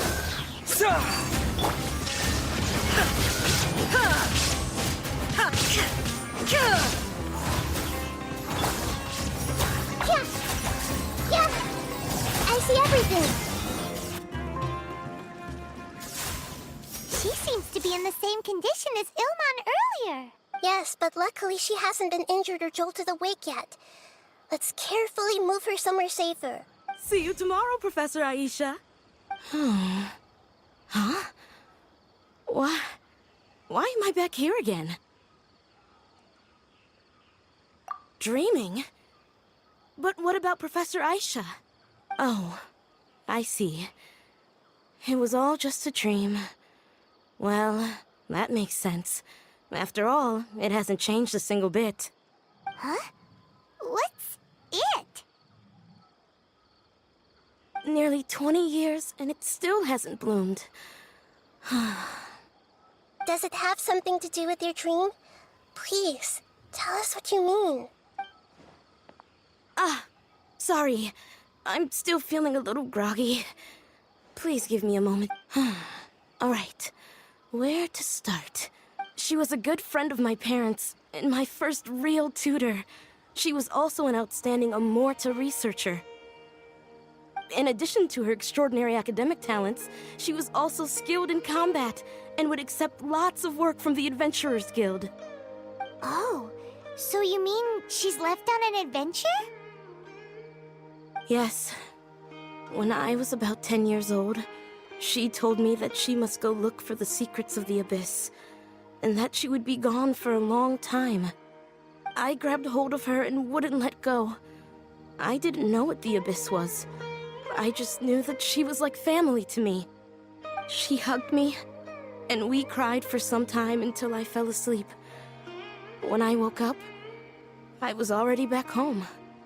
She still decided to leave, but had left behind a letter for me saying that I was the person she cared for most in this world. She claimed that investigating the Abyss could help more ordinary people protect the people and things they care about. She had obtained some important evidence during her past adventures. If she didn't set off right away, she might miss the perfect opportunity. Guess Ad Astra Abyssosque isn't just a slogan. She left a seed in the letter, telling me that if it sprouted and bloomed, then she'd come back no matter what sort of risky situation she was in. She said she looked forward to seeing me all grown up. But strangely, I've tried watering it, feeding it, everything I could think of. But I've never been able to get it to bloom. I even went to ask the Amorta researchers, and they couldn't explain it either. May I have a look at the plant? Of course. I was hoping the great Dendro Archon could help me solve this problem. Let me see.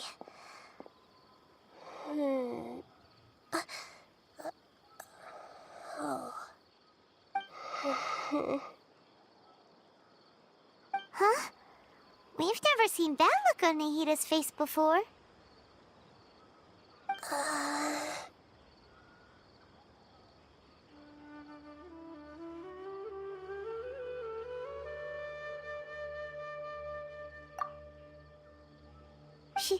She looks a little unwell.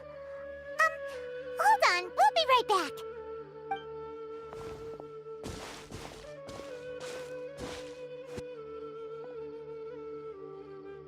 What's wrong, Nita? You can't tell what's wrong with the plant either? No, I immediately understood what's happening with that plant. I'm just not sure if I should say it. This plant is not known to the academic world. It's a new species that our teacher managed to cultivate by some special means. Judging by its features, I can tell from the moment it sprouted it'll never be able to bloom. It can't be. It means that this Professor Aisha she keeps mentioning might have foreseen the danger and was prepared to never return. From my experience observing people, she would undoubtedly regard this as a brutal revelation. When forced to confront such brutal truths, people may break down into tears, talk nonsense, or lose their tempers. I know she has to face the truth, but at the same time, I don't want to hurt her. Tell me, what should I do? Yeah, that's a tricky one. Seems like you've already got a good idea of the feelings she might experience. But wouldn't that mean I'm just pushing it all on you? What if she just gets angry at you instead? It's all right. There are all kinds of people, and the examples you observed are just the most extreme cases. Okay. Thank you. Let's go back and tell her.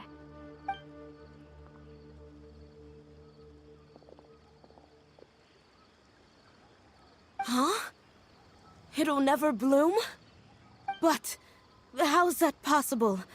If a plant is unable to bloom, doesn't that mean it can't reproduce either? All that's left for it to do is slowly wither away. Are you saying she never intended to return? Seriously? So everything she said was a lie? But she meant well. Since the separation was inevitable, she hoped that you would be able to come to grips with such a cruel parting a little later in life. Yeah, her love, care, and attention to you, all those warm moments were real. I guess she had hoped that you could understand and respect her choice after learning the truth. I see. Sorry, I don't want to sound ungrateful, but it's just so much to take in. The dreams are so beautiful. Yet reality is heartlessly cold. I really thought she had come back. I had so much to tell her. These dreams may not be as pure and beautiful as they seem. Some kind of power may be exploiting your feelings. Really? Yes. So with that in mind, until our investigation is completed, please return to the event and ignore any further temptations from your dreams. I see. Thank you for rescuing me, and sorry for the trouble. Luckily, the plant didn't get hurt either. Otherwise, I wouldn't have anything left to remember her by. Thanks, Traveler and Paimon. She seems to have finally accepted the truth, but I think she'll still need a long time to come to terms with her feelings. I saw her waver the moment you mentioned love. It was almost like a gentle rain, arriving just in time to put out a fire that was about to spread. It's because people have something called empathy. Empathy? I see. This is valuable knowledge indeed. By the way, you said there may be something that's trying to exploit their feelings. Any idea what that might be? Yes. What's common between Ilmon and Katya's cases is that they've both lost someone dear to them. And now, they get to meet the people they cherish in their dreams again, and the people feel more real than anything a regular dream could hope to create. Instead of interpreting it as a result of their longing, I have to consider a more antagonistic explanation. Someone is taking advantage of their longing. Yeah, they're just causing these people to dream. What are they after? This is exactly what we need to investigate. Anyway, let's pay another visit to a moment of dreams. I have a bad feeling about all this. I hope things haven't gotten any worse.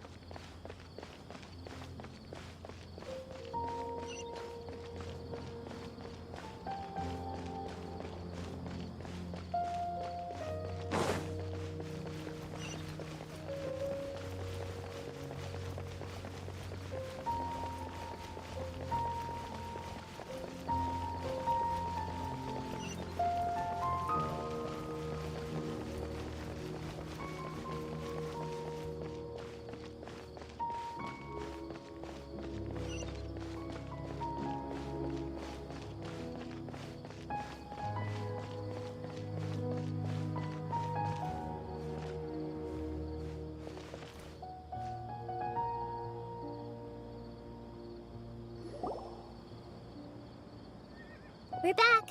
How's everything here? I am so sorry, Great Dendro Archon. We're still trying to figure out how to explain the whole thing to everyone. Because of your warning, we've brought dreamers here even if they were completely unaware of the danger. But some of them have already fallen asleep, and they haven't woken up for a long time. I fear there's nothing we can do about it. A moment of dreams is just a small interest group. We don't have enough staff members to handle this. Just as I expected. It seems my guess was correct. It's the Dendro Archon. She's back. What happened? Why have we been gathered here? Many of you here have been experiencing some beautiful dreams. But I'm sorry to tell you that based on our investigation, there's some kind of conspiracy behind them. Before we learn the truth, please don't try to recreate the scenes in your dreams. Whatever you see, don't be tempted by them. Huh? But... I don't think it's a big deal. Aren't we just dreaming? It's not like dreams will have an effect on others. We've already met 2 people who ran off to the countryside alone and got caught in dangerous situations by falling to the temptations in their dreams. That's right! These aren't just dreams! It's serious! All right, I get it. So does that mean once we have some conclusive results from the investigation, we can continue to enjoy these dreams? Yeah, I still want to visit my sister in my dreams.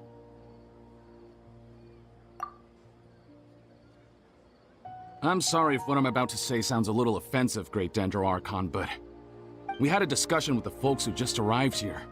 In all of our dreams, we were able to reunite with people who were very close to us. They all seemed as if they were alive again, which makes us reluctant to wake up. Yes, that's also what we've observed in our investigation. So if the results of this investigation would mean an end to those dreams, that'd be quite cruel to us. All of us understand the danger, but perhaps you can't quite understand just how much those people mean to us. I don't think everyone will be on board with the plan to abandon these dreams for good. Before the conclusion of the investigation, they'll at least want to meet the people in their dreams one last time and say goodbye. We've never had such a difficult situation before. It appears that not many people are willing to cooperate. So they still want to return to their dreams despite knowing the danger?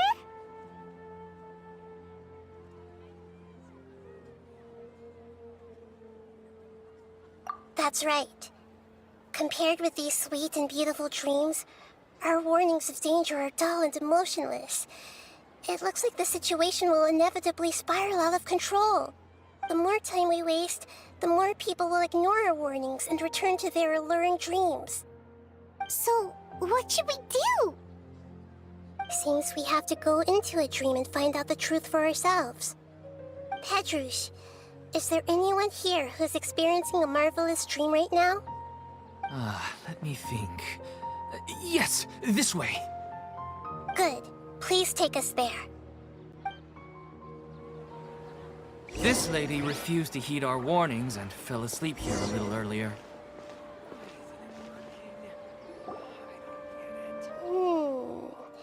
She's only asleep and hasn't started sleepwalking. It seems she hasn't sunk too deep into her dream yet.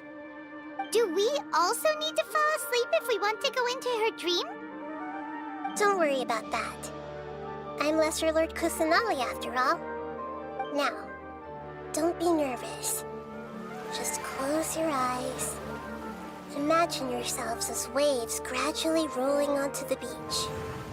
You slowly wash over the shore and sink into the sand.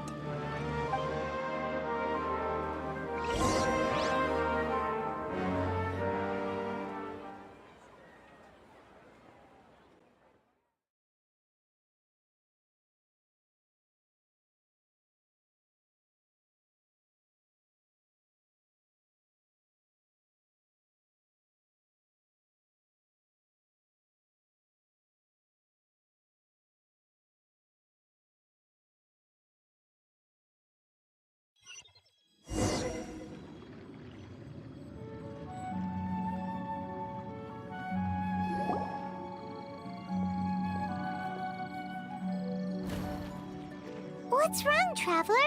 You look a little disoriented.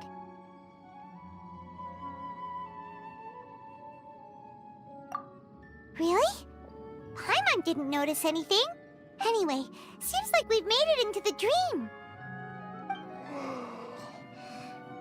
I thought we would arrive at some familiar scene, but we seem to have landed in a completely unfamiliar place. Whoa! So many giant plants! Even in the sky! Amazing. Theoretically, we should have gone straight into Debbie's dream. Things do seem to have gone a bit sideways here. Anyway, let's see if we can find any leads.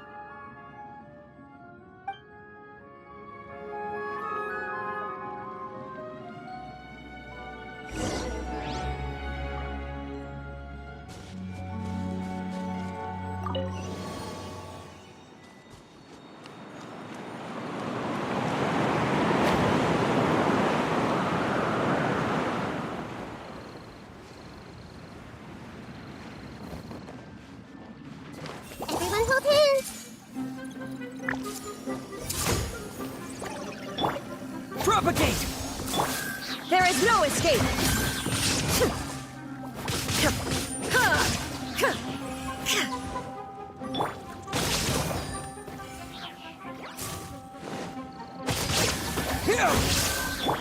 I will have order! Hey! Yeah!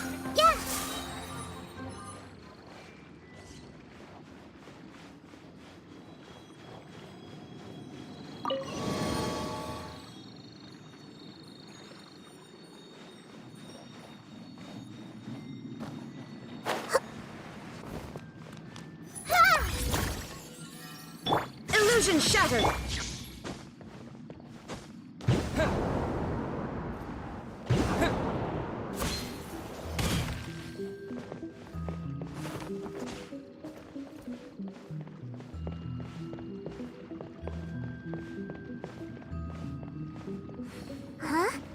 A door? Wonder where it could lead. Well, it's not like we have any other way to go now. Let's go in and have a look.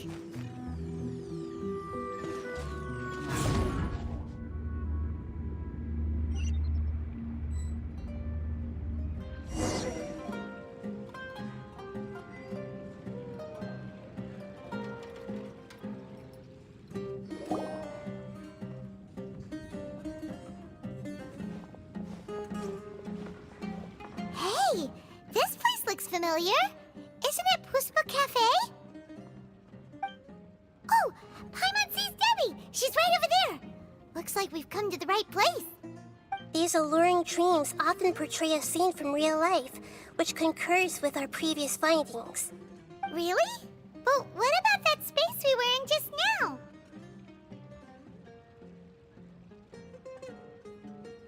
You can't mean this is another collective dream? Yes. Given that so many people have been experiencing these beautiful dreams, I would say it's very likely that they're interconnected. Compared to an interconnected dream, independent individual dreams would be much harder to manage and manipulate. Ah, Paimon gets it now. Well, let's go talk with Debbie. Oh, but there are some other people next to her. Are they dreaming too? If this space is exclusive to Debbie's dream, then the others beside her are most likely the people she cherishes. Anyway, we should confirm that first, just to be sure. Huh. How do we do that? Just leave it to me.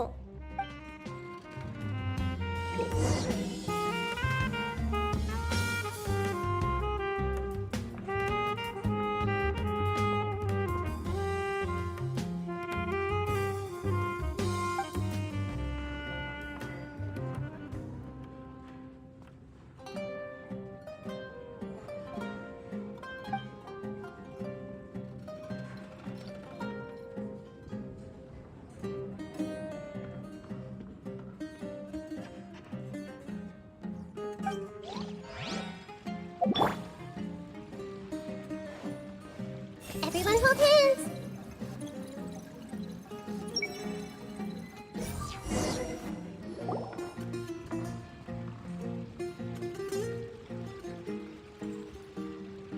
Huh. How could they be? Well, I guess it doesn't matter. Huh? She sounds a little hesitant. I've confirmed that this dream belongs only to Debbie, because I'm unable to hear the thoughts of the other two people with her. So, this is the power of the Dendro Archon? Paimon had better watch her thoughts from now on. Don't worry. I don't often use my powers like this. It's rather impolite. Alright. I need to get myself ready. It won't be easy to break it to her, but there's no avoiding it now. The Great Dendro Archon! What brings you here? I'm sorry to interrupt your celebration, but have you noticed that what's happening here doesn't quite match up with your memories? I don't quite understand. What do you mean? I get it!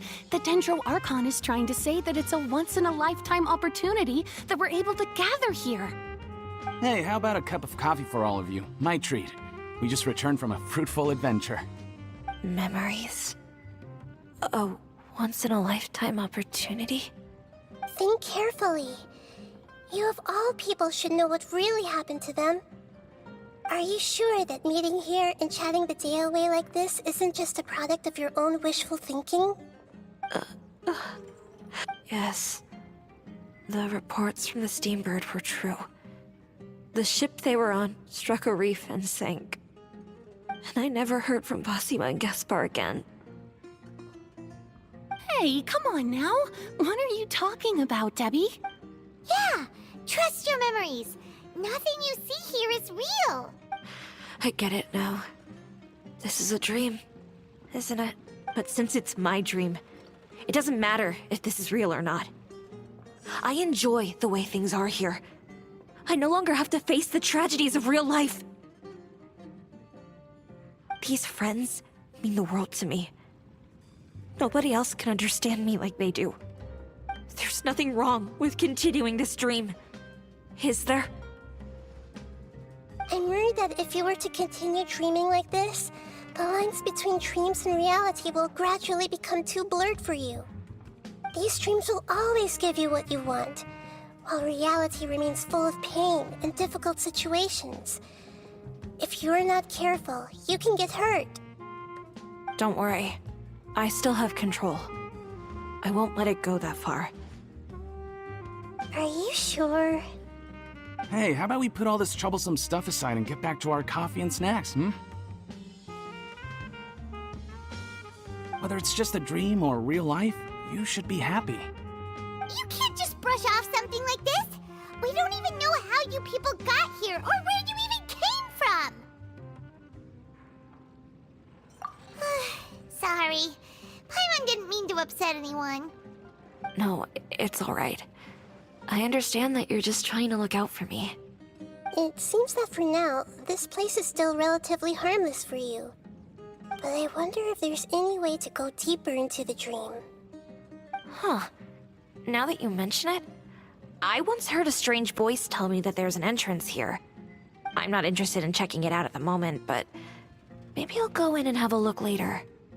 Okay, thanks for your help. Just as I expected, we're only on the surface of this dream.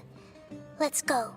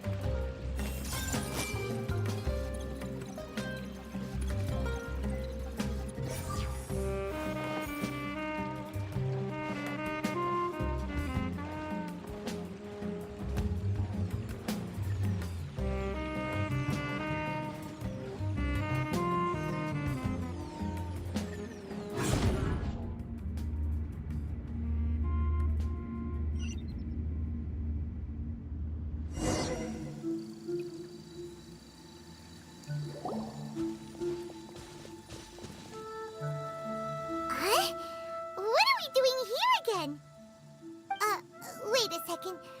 We were just up there. No, down there? Did we go up or down? Don't panic. This is how dreams work. We've left Debbie's dream, but the dream is still continuing onward. I'm not sure where it'll lead us. This dream has the ability to create imaginary people, which is why people are so unwilling to wake up. If it weren't for what we just saw, Paimon might still find that a bit hard to believe. I have a guess. If these dreams are connected, then there should be some sort of order to them. The fact that Debbie was able to realize that she was dreaming means that she is not very deep in the dream yet. But the space we're in has been turned upside down. Do you remember the characteristics of dreams that I mentioned earlier? Oh, right! Dreams are chaotic. That's right. It's possible that we're heading deeper into this dream now, and the deeper we go, the closer we'll get to the essence of the dream. Right! So the answers might be waiting for us deeper in the dream! Yes, and we should get ready for whatever we may encounter.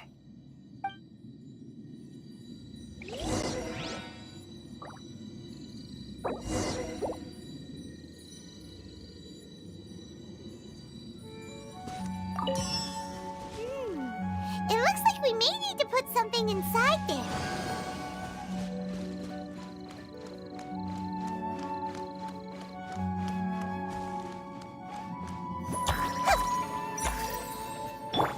Propagate!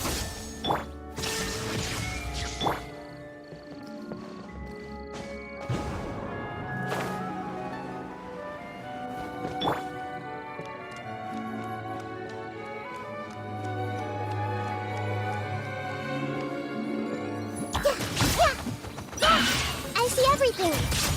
The Temple of Wisdom! Spring forth!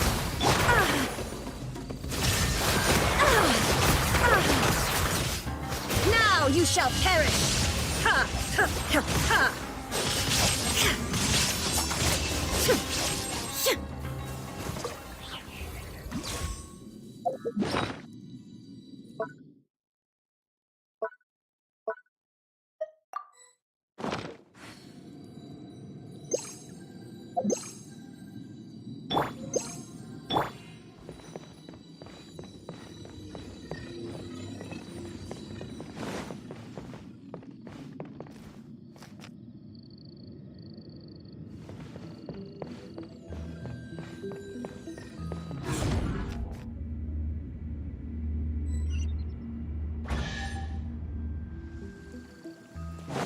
Whoa! When it rains, it seems to disappear slowly. Yes, and it appears again as soon as the rain stops. It's less like a flower, and more like a dendro slime that's trying to keep out of sight. Here we go again with Nahita's analogy.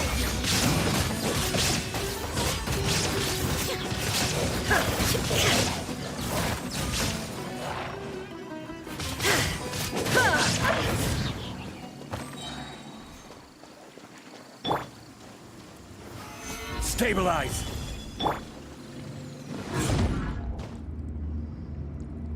Huh? Are we back up here again? Wait. Paimon's confused. Are we up here or down there? Good thing we didn't fall. Yes, we did. We just fell upwards. That's not helping, Nahita! Paimon has no clue what's going on anymore.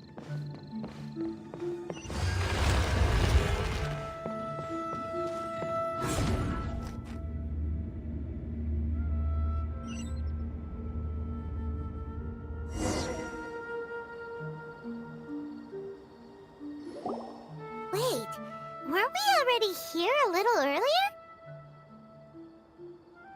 This is probably Ilmon's dream. Huh? Why would he start dreaming again? Yes, but it seems that the danger isn't enough to stop him from longing for his wife. Based on what we've learned so far, he must be sleeping more deeply for his dreams to appear here. But fortunately, he already knows this from before, so hopefully we'll be able to wake him up.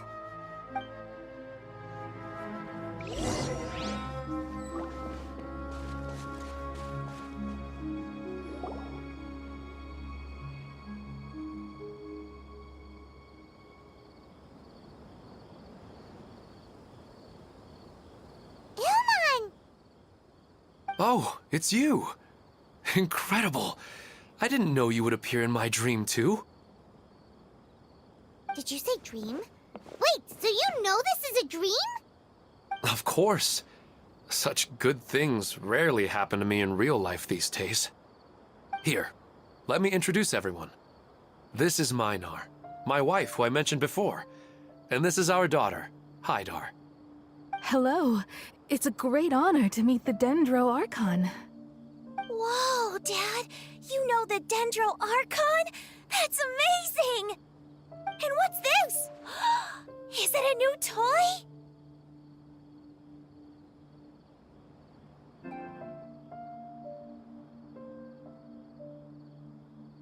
No, it's Paimon, not a toy!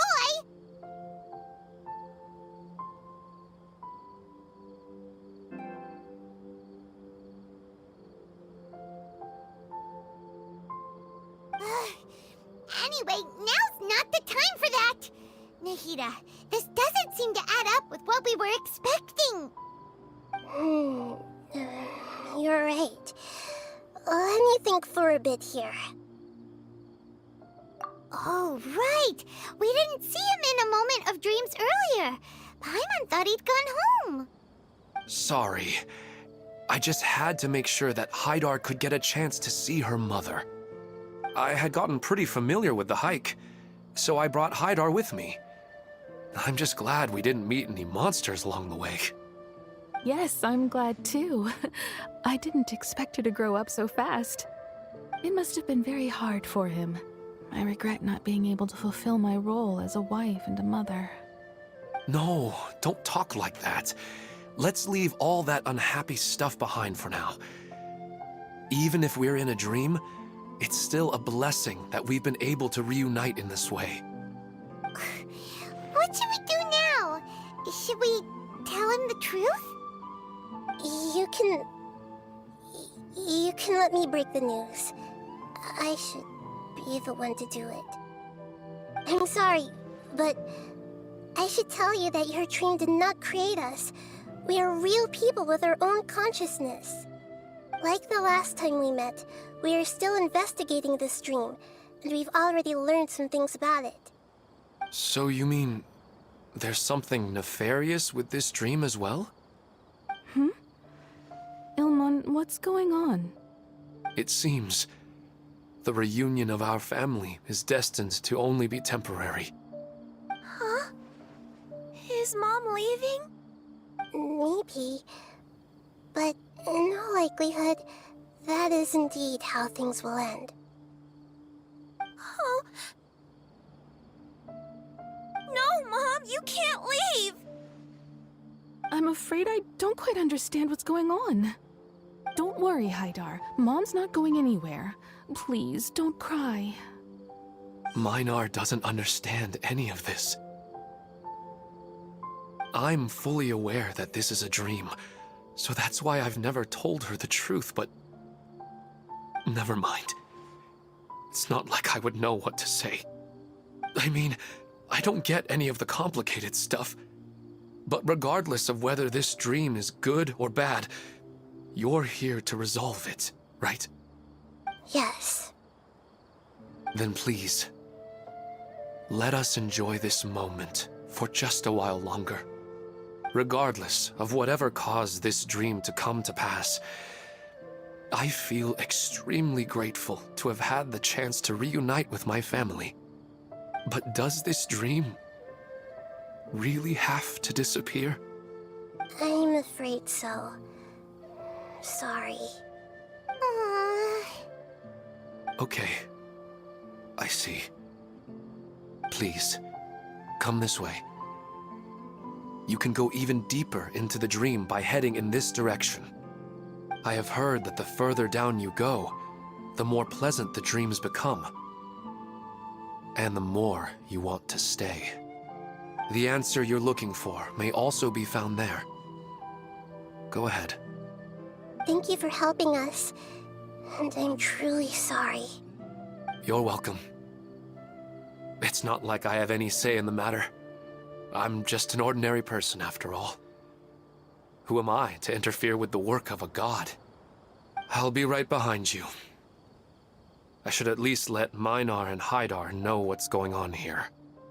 Otherwise, my daughter might be mad at her mother after we wake up. We're not doing something bad, are we, Nahida? That depends on how you define good and bad.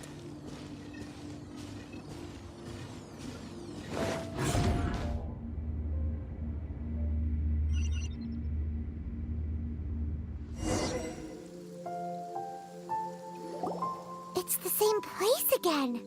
This place is almost like a flight of stairs that connects all the dreams together. But they appear to be getting more and more aggressive. Regular stairs wouldn't try to attack us. Right. Something seems to be off about our theory. Ilmon is clearly aware that he's dreaming, and he's enjoying it.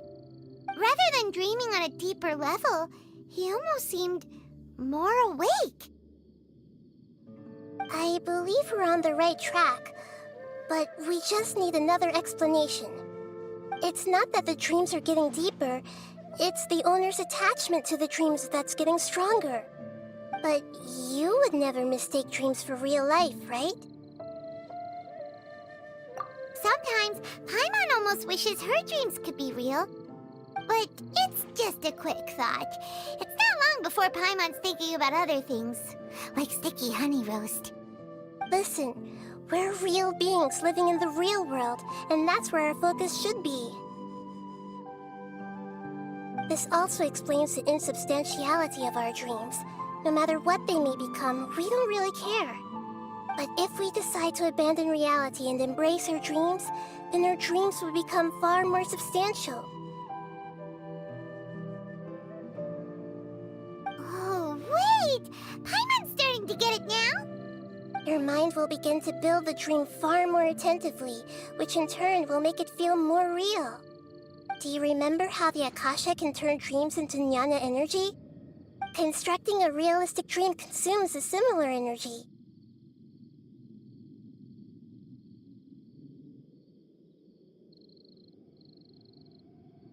Does that mean there's a host of these dreams here like Milu during the Sumeru's festival? If we wake that person up, this collective dream will end, right? Most likely. But the collective dream in Sumeru City was created by the Akasha, and now the Akasha has been turned off. This has nothing to do with the Aranara, and humans are not capable of creating a collective dream, which means... Huh? So, did someone manage to restart the Akasha?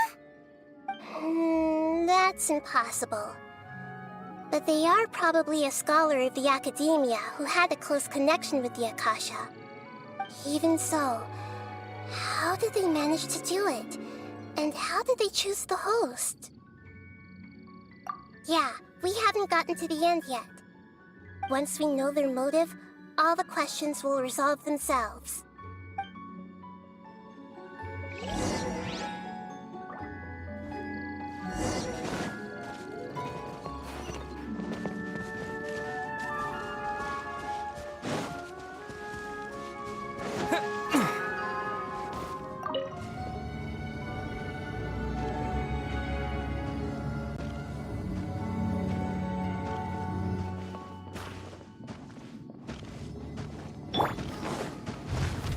Solidify! Here!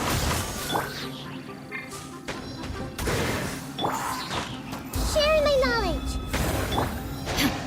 There is no escape! Scatter! Terminate! Torn to oblivion!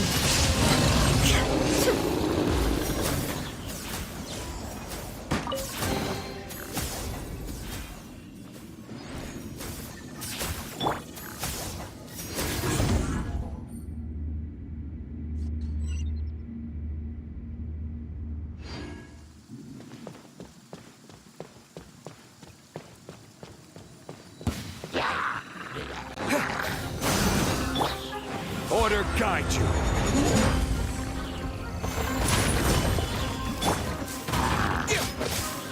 Propagate! Shine down!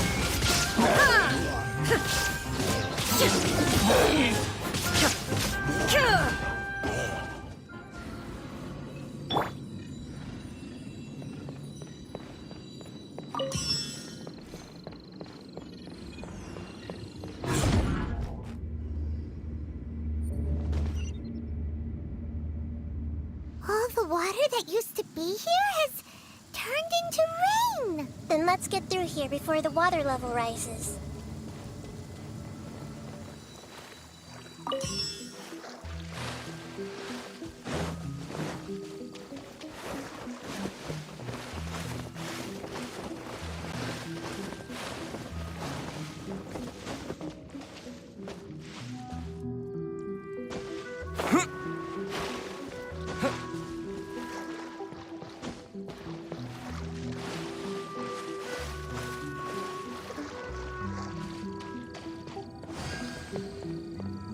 We finally made it! The destination is right ahead!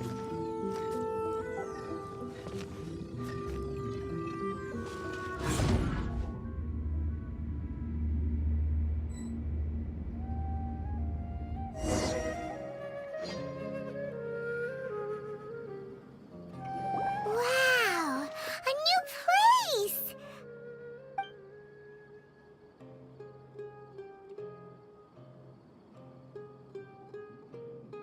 Well, it's just new to Paimon in this dream.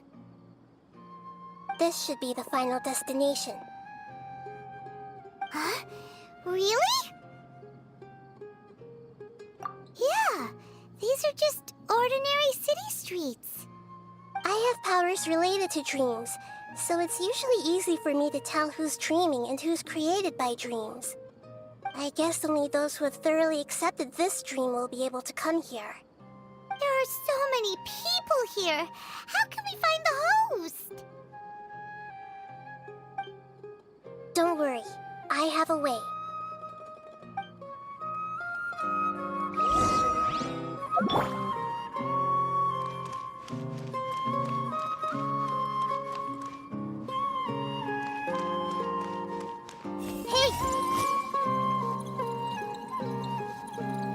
Lisa's always so calm. I wish I were the same.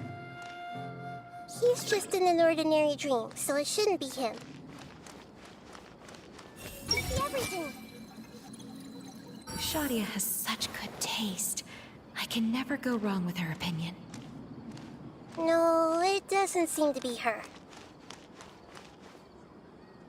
Everyone hold hands!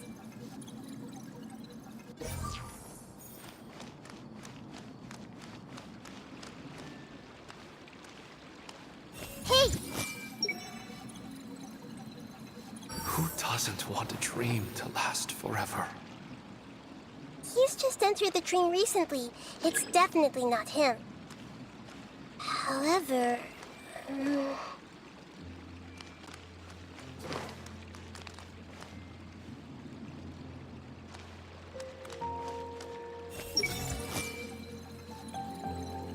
Sometimes I wish Rakesh could be more assertive, but I guess I'm also happy enough with the way things are.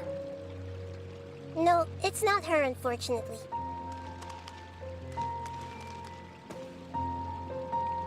Everyone hold hands!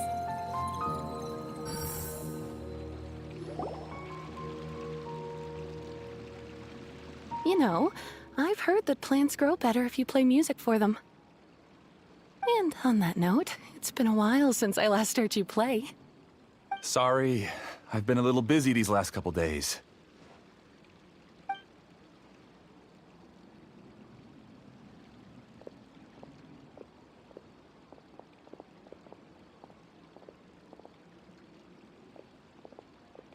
Oh, the Dendro Archon. What a pleasant surprise. Oh, welcome, Great Dendro Archon. And your companions, too. Welcome. I'm Amira. I run the flower shop here. And this is my husband, Moses. Yes, how may we help you? You already know all about me.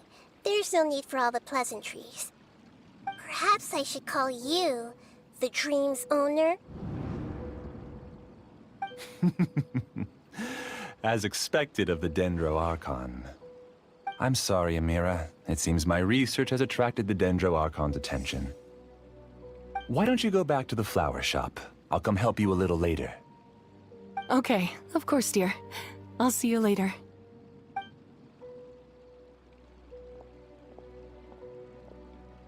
It appears that I was too naive to think I could deceive the Dendro Archon in person like this.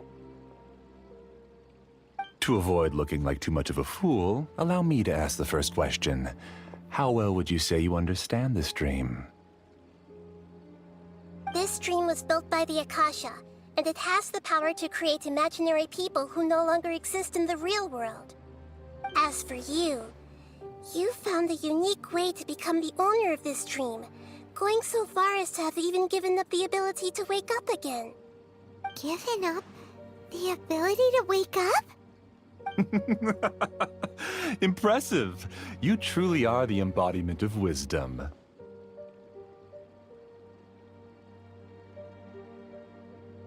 Please, tell me how you were able to arrive at such a conclusion.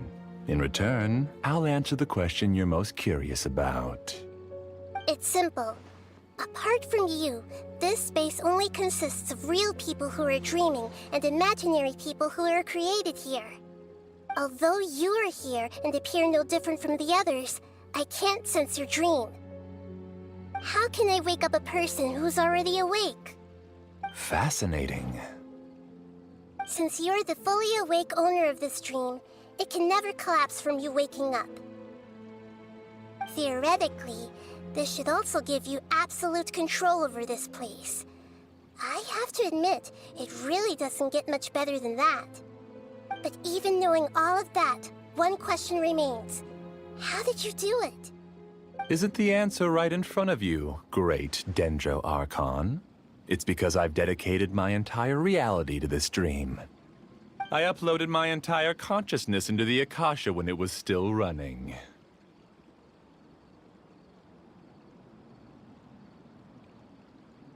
Actually, this all started because of an accident. My original goal was not about the Akasha or a collective dream. No. You were motivated above all to create a hyper-realistic person. The desire to reconnect with a real loved one is the one shared sentiment between all our dreamers. That's right. However, human models are too complicated. Only the Akasha has a jnana energy supply powerful enough for me to generate and sustain my models. The Akasha is truly magnificent. If I siphoned a minuscule amount of its energy, nobody would even notice. And even this minuscule amount of energy was already more than enough for my purposes. Even using just crude methods, I was still able to train a fairly realistic person. I named my first work Amira. Huh? You mean the girl we just saw? She and I entered the academia on the same day. Starting with admission procedures, we bumped into each other 6 times on just that first day. And because of that one day, we eventually went on to fall in love. We studied, conducted research, and made breakthroughs together. Our rhythm was always in step. I felt like we were 2 separate bodies that shared the same heart. However, Elazar later took her from me.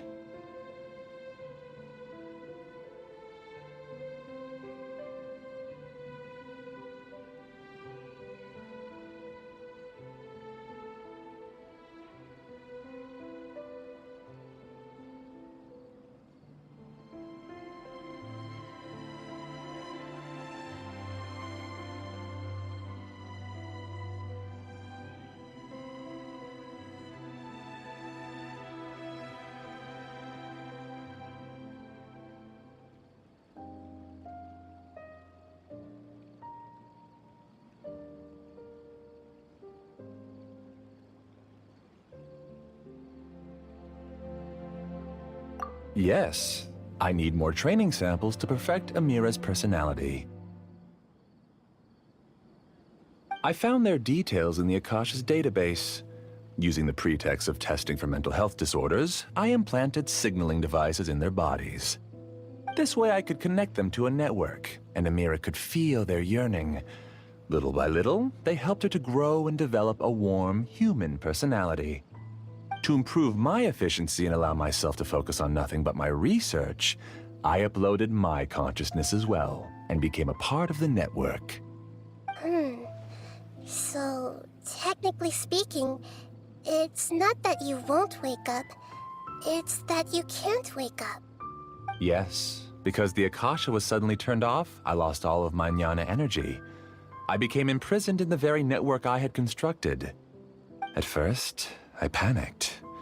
But, after coming to grips with the situation, I realized that I could restart this world as long as I could find a replacement source of jnana energy.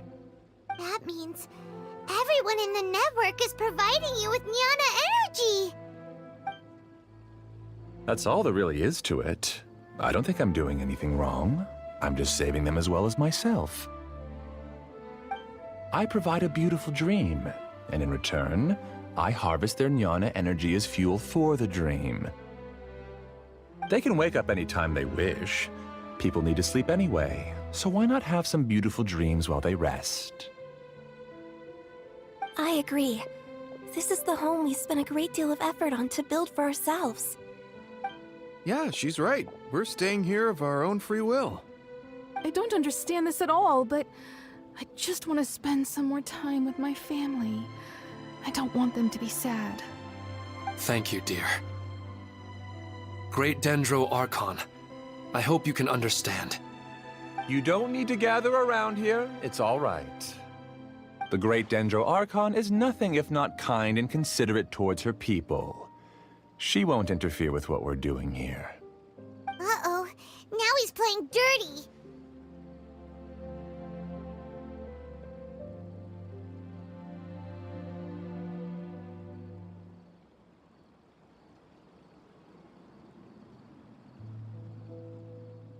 It seems like I won't need you to answer my last question. You're willing to tell me all your secrets because you have nothing to fear. If you use real people as your weapon and turn them against their Archon, then there's nothing the Archon can do. They just want to be with the people they cherish. I don't think there's anything wrong with me providing them with that opportunity. They don't wish to eternally part with their spouses and friends. What's so wrong about that? If you understood humans a little better, or had also experienced firsthand the absolute devastation of loss, then perhaps you wouldn't be so cold towards us.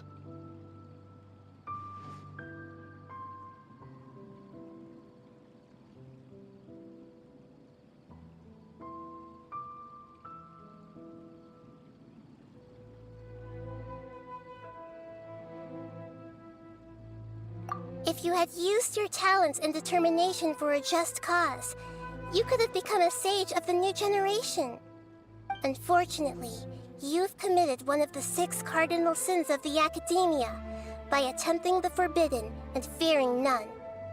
You equated people's feelings with cold jnana energy and deprived them of the pain that they have to face.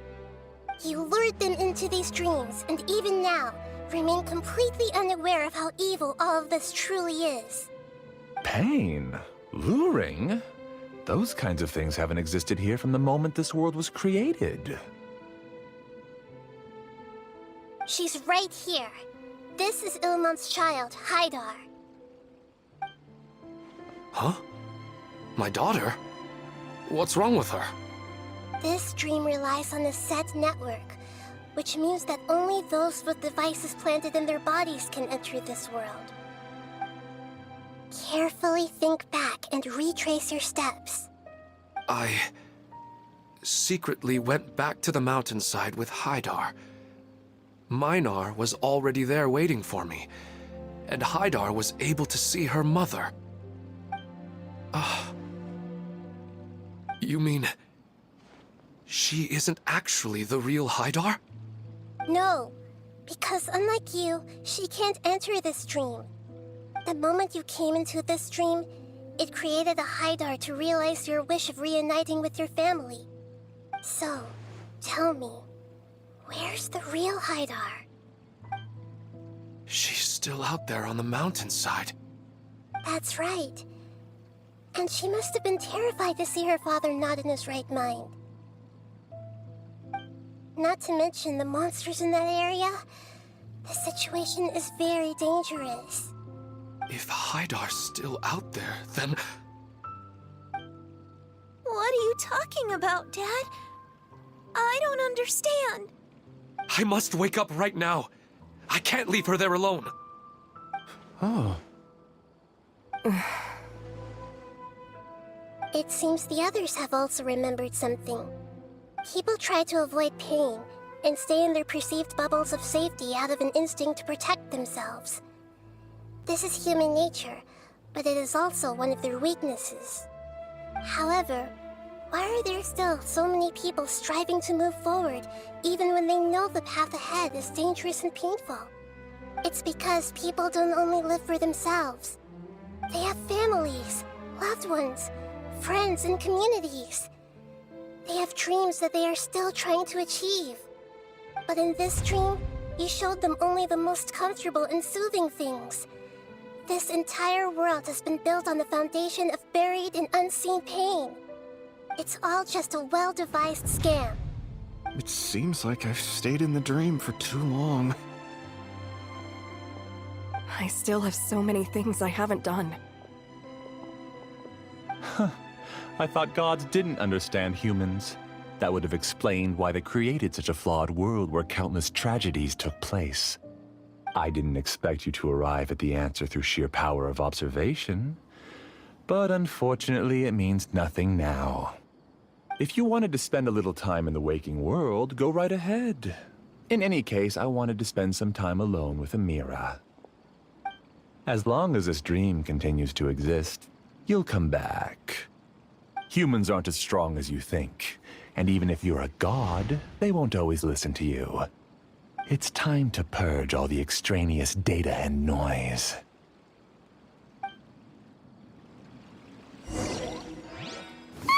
Monsters, be careful! All of you, please get out of here and find somewhere safe. I am the master of this dream. I can create endless waves of monsters with the snap of a finger.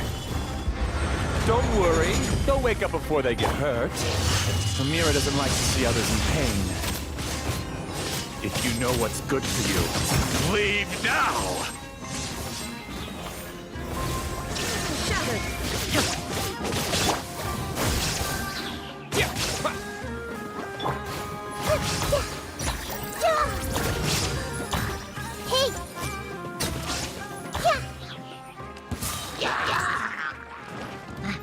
Sharing my knowledge. Shine down!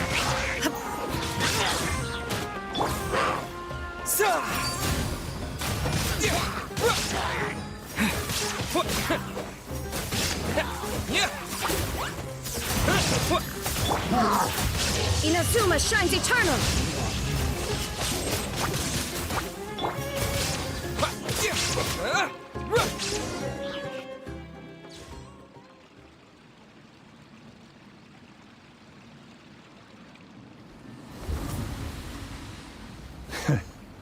You haven't won just yet. This dream is mine! If I go into hiding here, not even an Archon can ever find me. And as long as people yearn for happiness, they will return here and rebuild this paradise! Hey, stop! What's that? This dream is spiraling out of control and is collapsing now.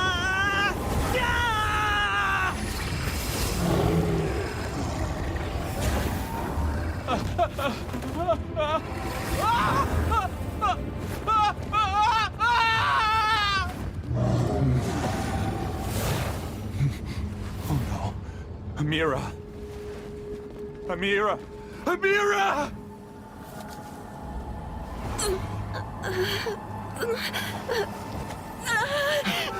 Amira, are you all right? I don't feel well. No, no, no! Please, no!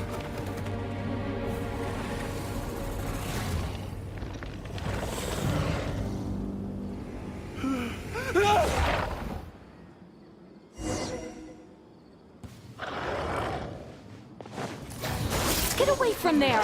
Don't ruin my flowers! What should I do? Where did it go? Left because he doesn't want you anymore.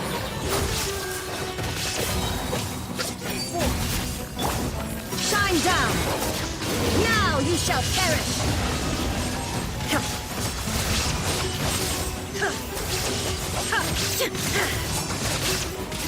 Barbados! Who am I? I'm not Amira. Glad that's over. But what happened just now? He's not very proficient in using the Akasha's technology, and he spent a lot of Jnana energy creating monsters. Now the system is out of control. All the people he created also turned into monsters, including Amira. It's terrible, even for a dream. Even Paimon's freaked out. Paimon can't imagine what they're going through. The good news is that the chaos seems to have subsided. Now we only need to wake up the people here and let them return to their real lives. Amira. My dear Amira. They're all gone. It was just a big dream after all. I couldn't change my fate, and my knowledge turned out to be useless. What a cruel world.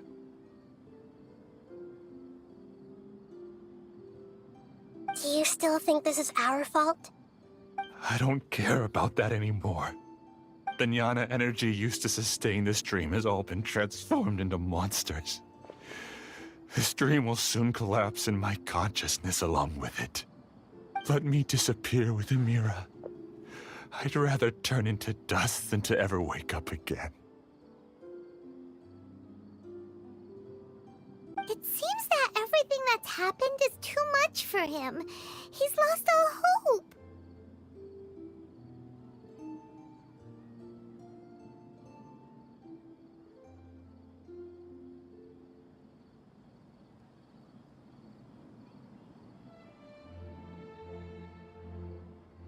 I think seeing Amira turn into a monster was punishment enough for him.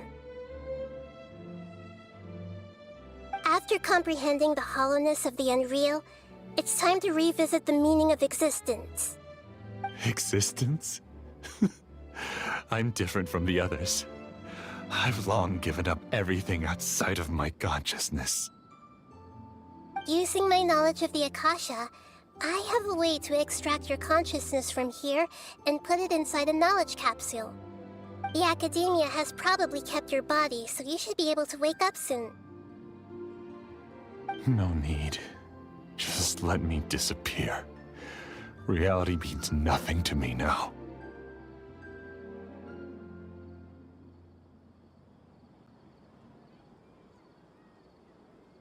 This isn't compassion. I won't let you escape your punishment by simply disappearing. As for your life after that, it'll be up to you how you want to exist. Alright, Traveler in Paimon, we should go back. We can finally wrap up this whole thing.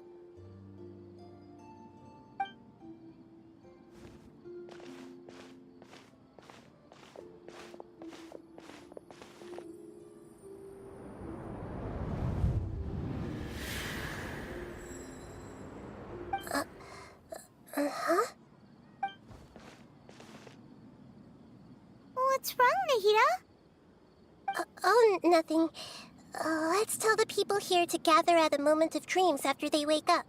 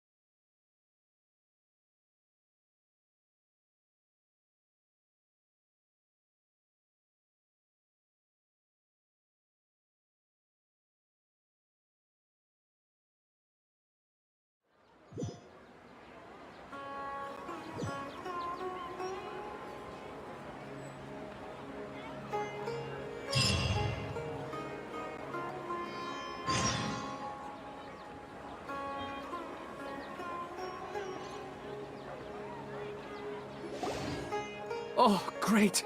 You're awake! Everybody has started to wake up, and we've heard similar reports from around the city as well. From the looks of it, you were able to successfully resolve the issue. Yes, though it took us a good deal of effort.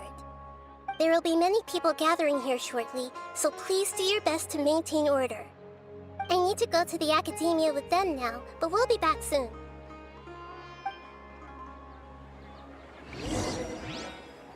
Are we going to ask about that scholar?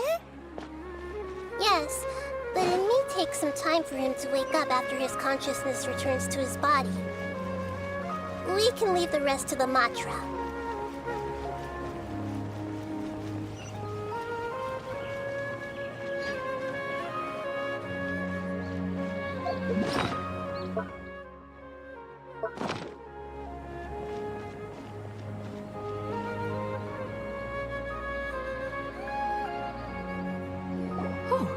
It's the great Dendro Archon.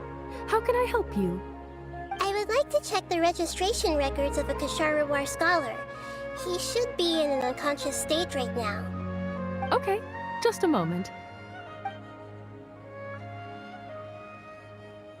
Sorry to keep you waiting, Dendro Archon. We have confirmed that there's a scholar named Beinuni who's been unconscious for a while. The cause was improper operation of the Akasha. He hasn't regained consciousness yet, and is still receiving treatment at Bimarstan. Huh? Isn't his name Moses? I guess he didn't want to be recognized or bothered by anyone. Please, give the knowledge stored in this to the Matra and ask them to import it into Beinuni's brain. Understood.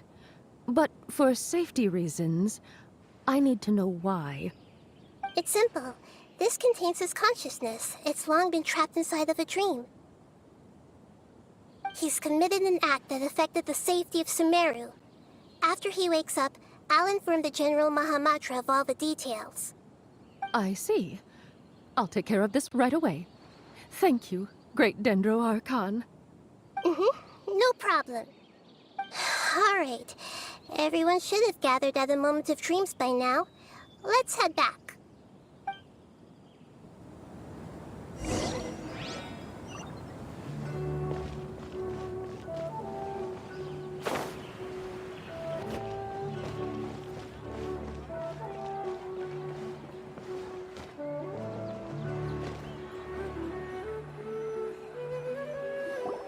Let's be quiet and just listen in.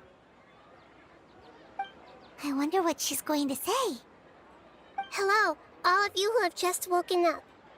I'm sorry for interrupting your beautiful dreams. I may have acted a little cold when handling things in the dream. I sincerely apologize for that. Dreams have amazing power. They inspire us to remain resolute in the face of adversity and help those with aspirations achieve their desires. But dreams also have the potential to exploit people, confuse the senses, and distort the truth. Unfortunately, you were all chosen as prey for an elaborate scheme. As I've said before, I am still learning, and cannot fully empathize with the pain of all the loss you've experienced. But just take a good look around you, and you'll see many other people who have had similar experiences. You should be proud that you've been able to gather here and look toward the future together. The path of life is long, and it's hard for us to see the destination. This leads us to ask a lot of difficult questions. What's the meaning of life? What's the purpose of my existence? Why do I keep experiencing pain and loss? Of course, the most comfortable choice is to stop progressing. Give up thinking, and just keep repeating whatever you're already familiar with. Whenever you have such thoughts, just look at the people and things around you. Some people work hard all day so that their families can have a hot meal on the table at night.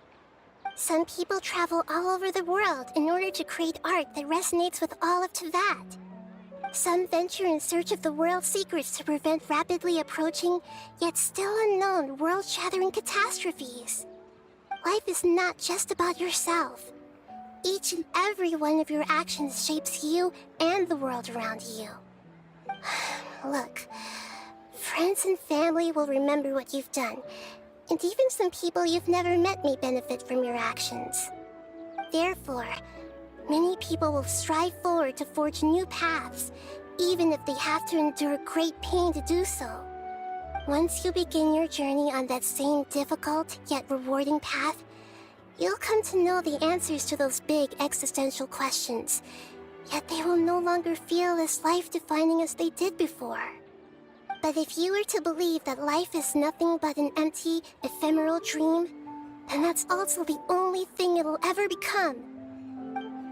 You're free to choose how you want to live your lives, but as your Archon, I should first make this information known to everyone. In the end, it's up to you whether you want to embrace a beautiful dream at the cost of your real life. Nahida said she wanted to speak with us alone. It seems like she went to the plaza in front of the Academia.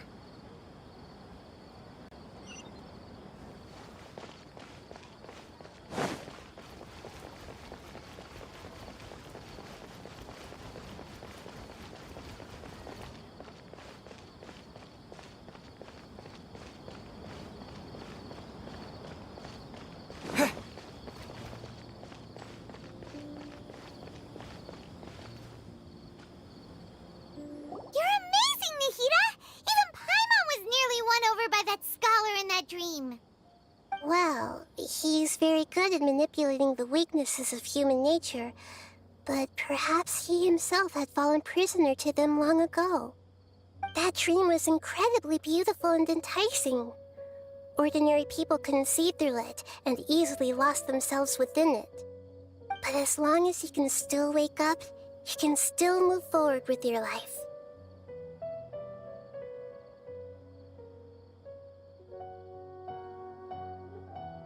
Huh? What makes you say that? Right! You said that you didn't understand human feelings, but we saw how considerate you were with all these people. Your speech just now really connected with everyone. You did a good job! Thank you. I've heard a lot of sad stories along this journey, and several of them have touched my heart. You can't say that the victims of the dream really did anything wrong, and what they wanted was also not unreasonable.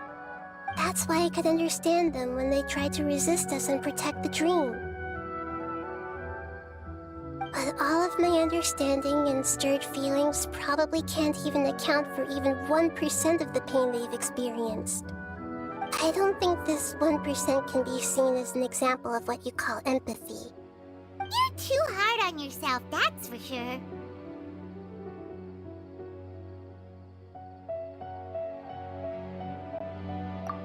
Alright. I suppose going out into the world will help my confidence grow. I've learned that emotions are nothing like knowledge, and that's why it's hard for me to put them into words sometimes. Benuni, or Moses, said that I had never personally felt the pain of loss. But I have a vague feeling that this isn't true. The moment I entered the dream, I felt like I was wrapped in a blanket of warm feelings. It was so warm that it felt like I had returned to the start of my life, and I didn't want to wake up anymore.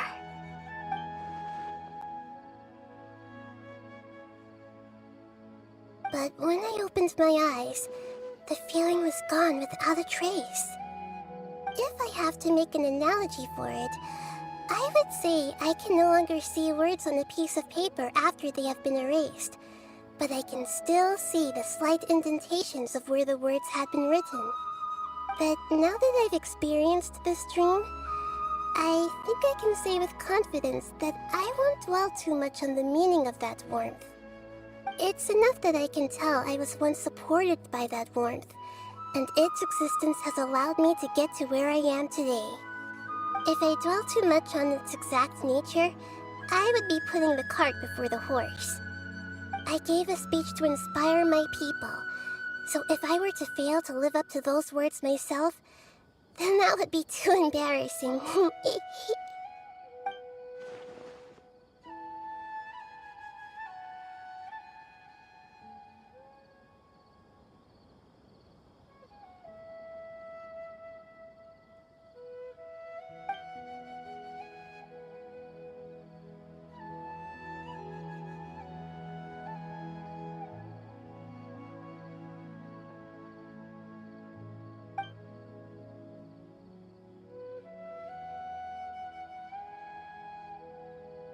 Hey, what's with that serious look?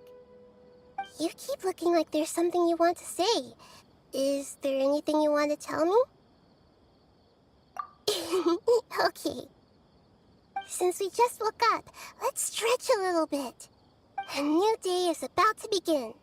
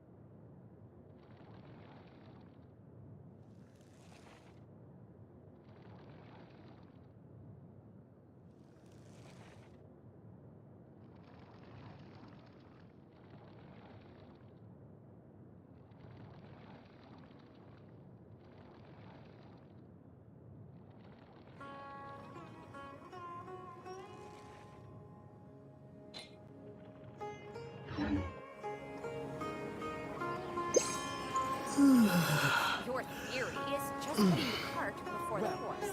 Your perspective is just tunnel visioning.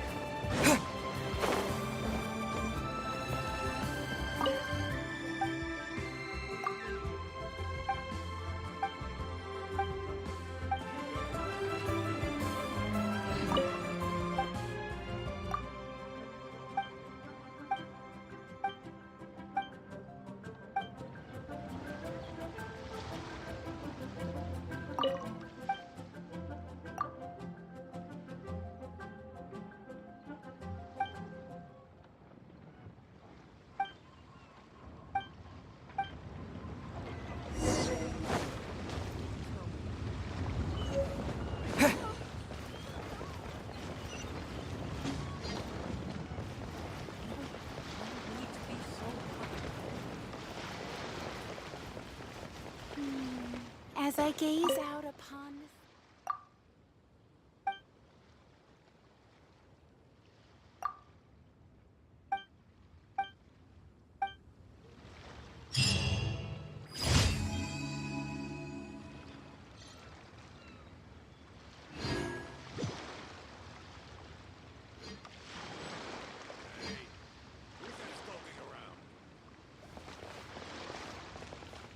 All tasks have been handed out.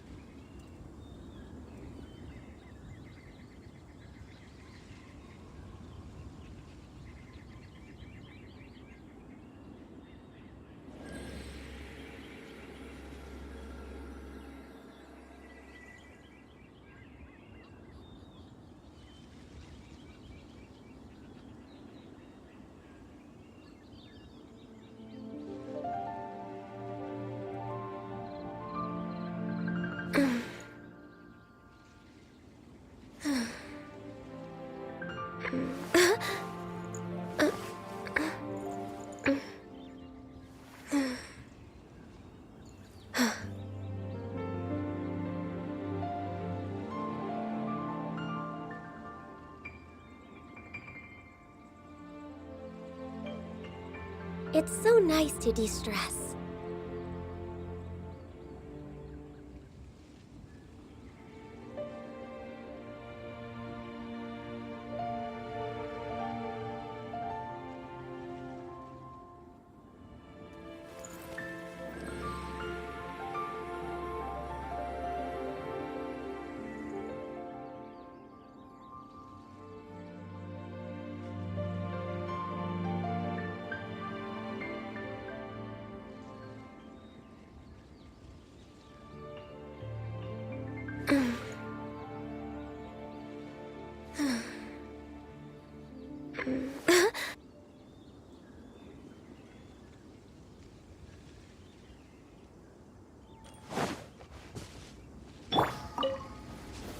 Gather!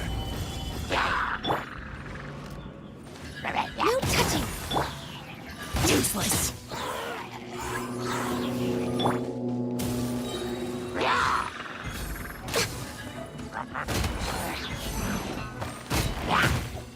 Blaze over!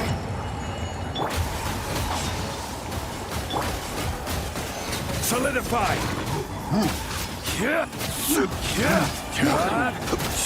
Born of ice and frost.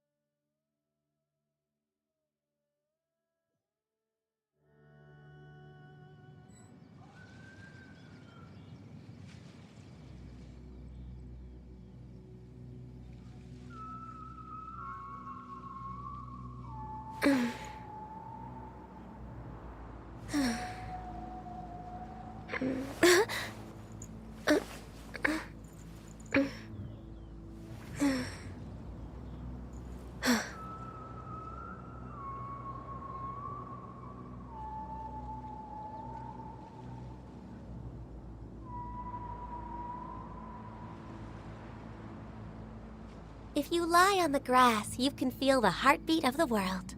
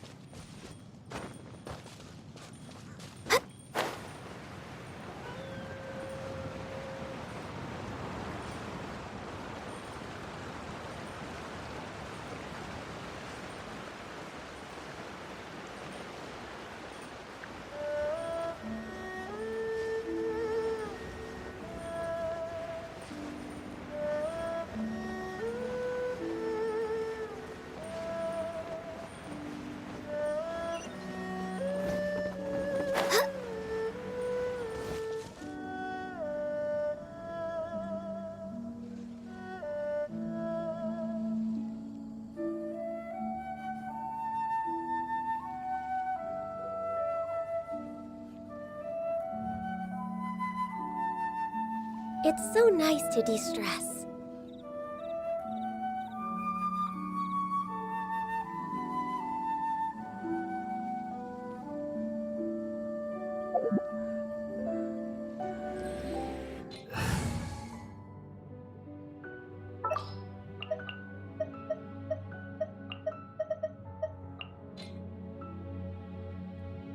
What is the situation?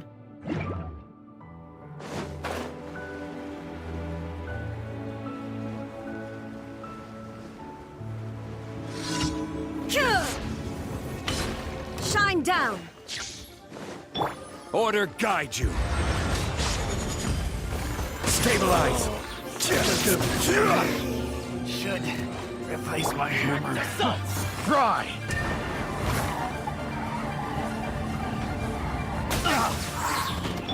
Boring! Useless!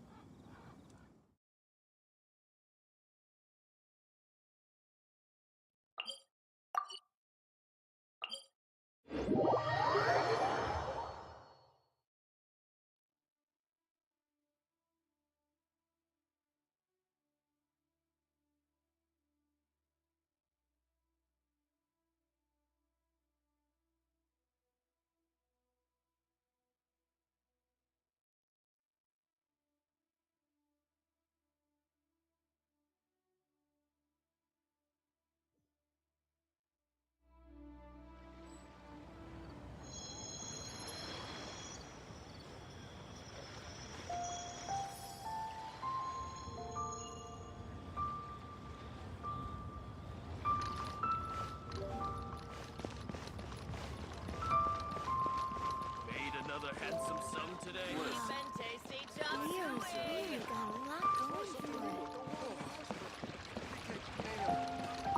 Ad Astra. Thank you for completing.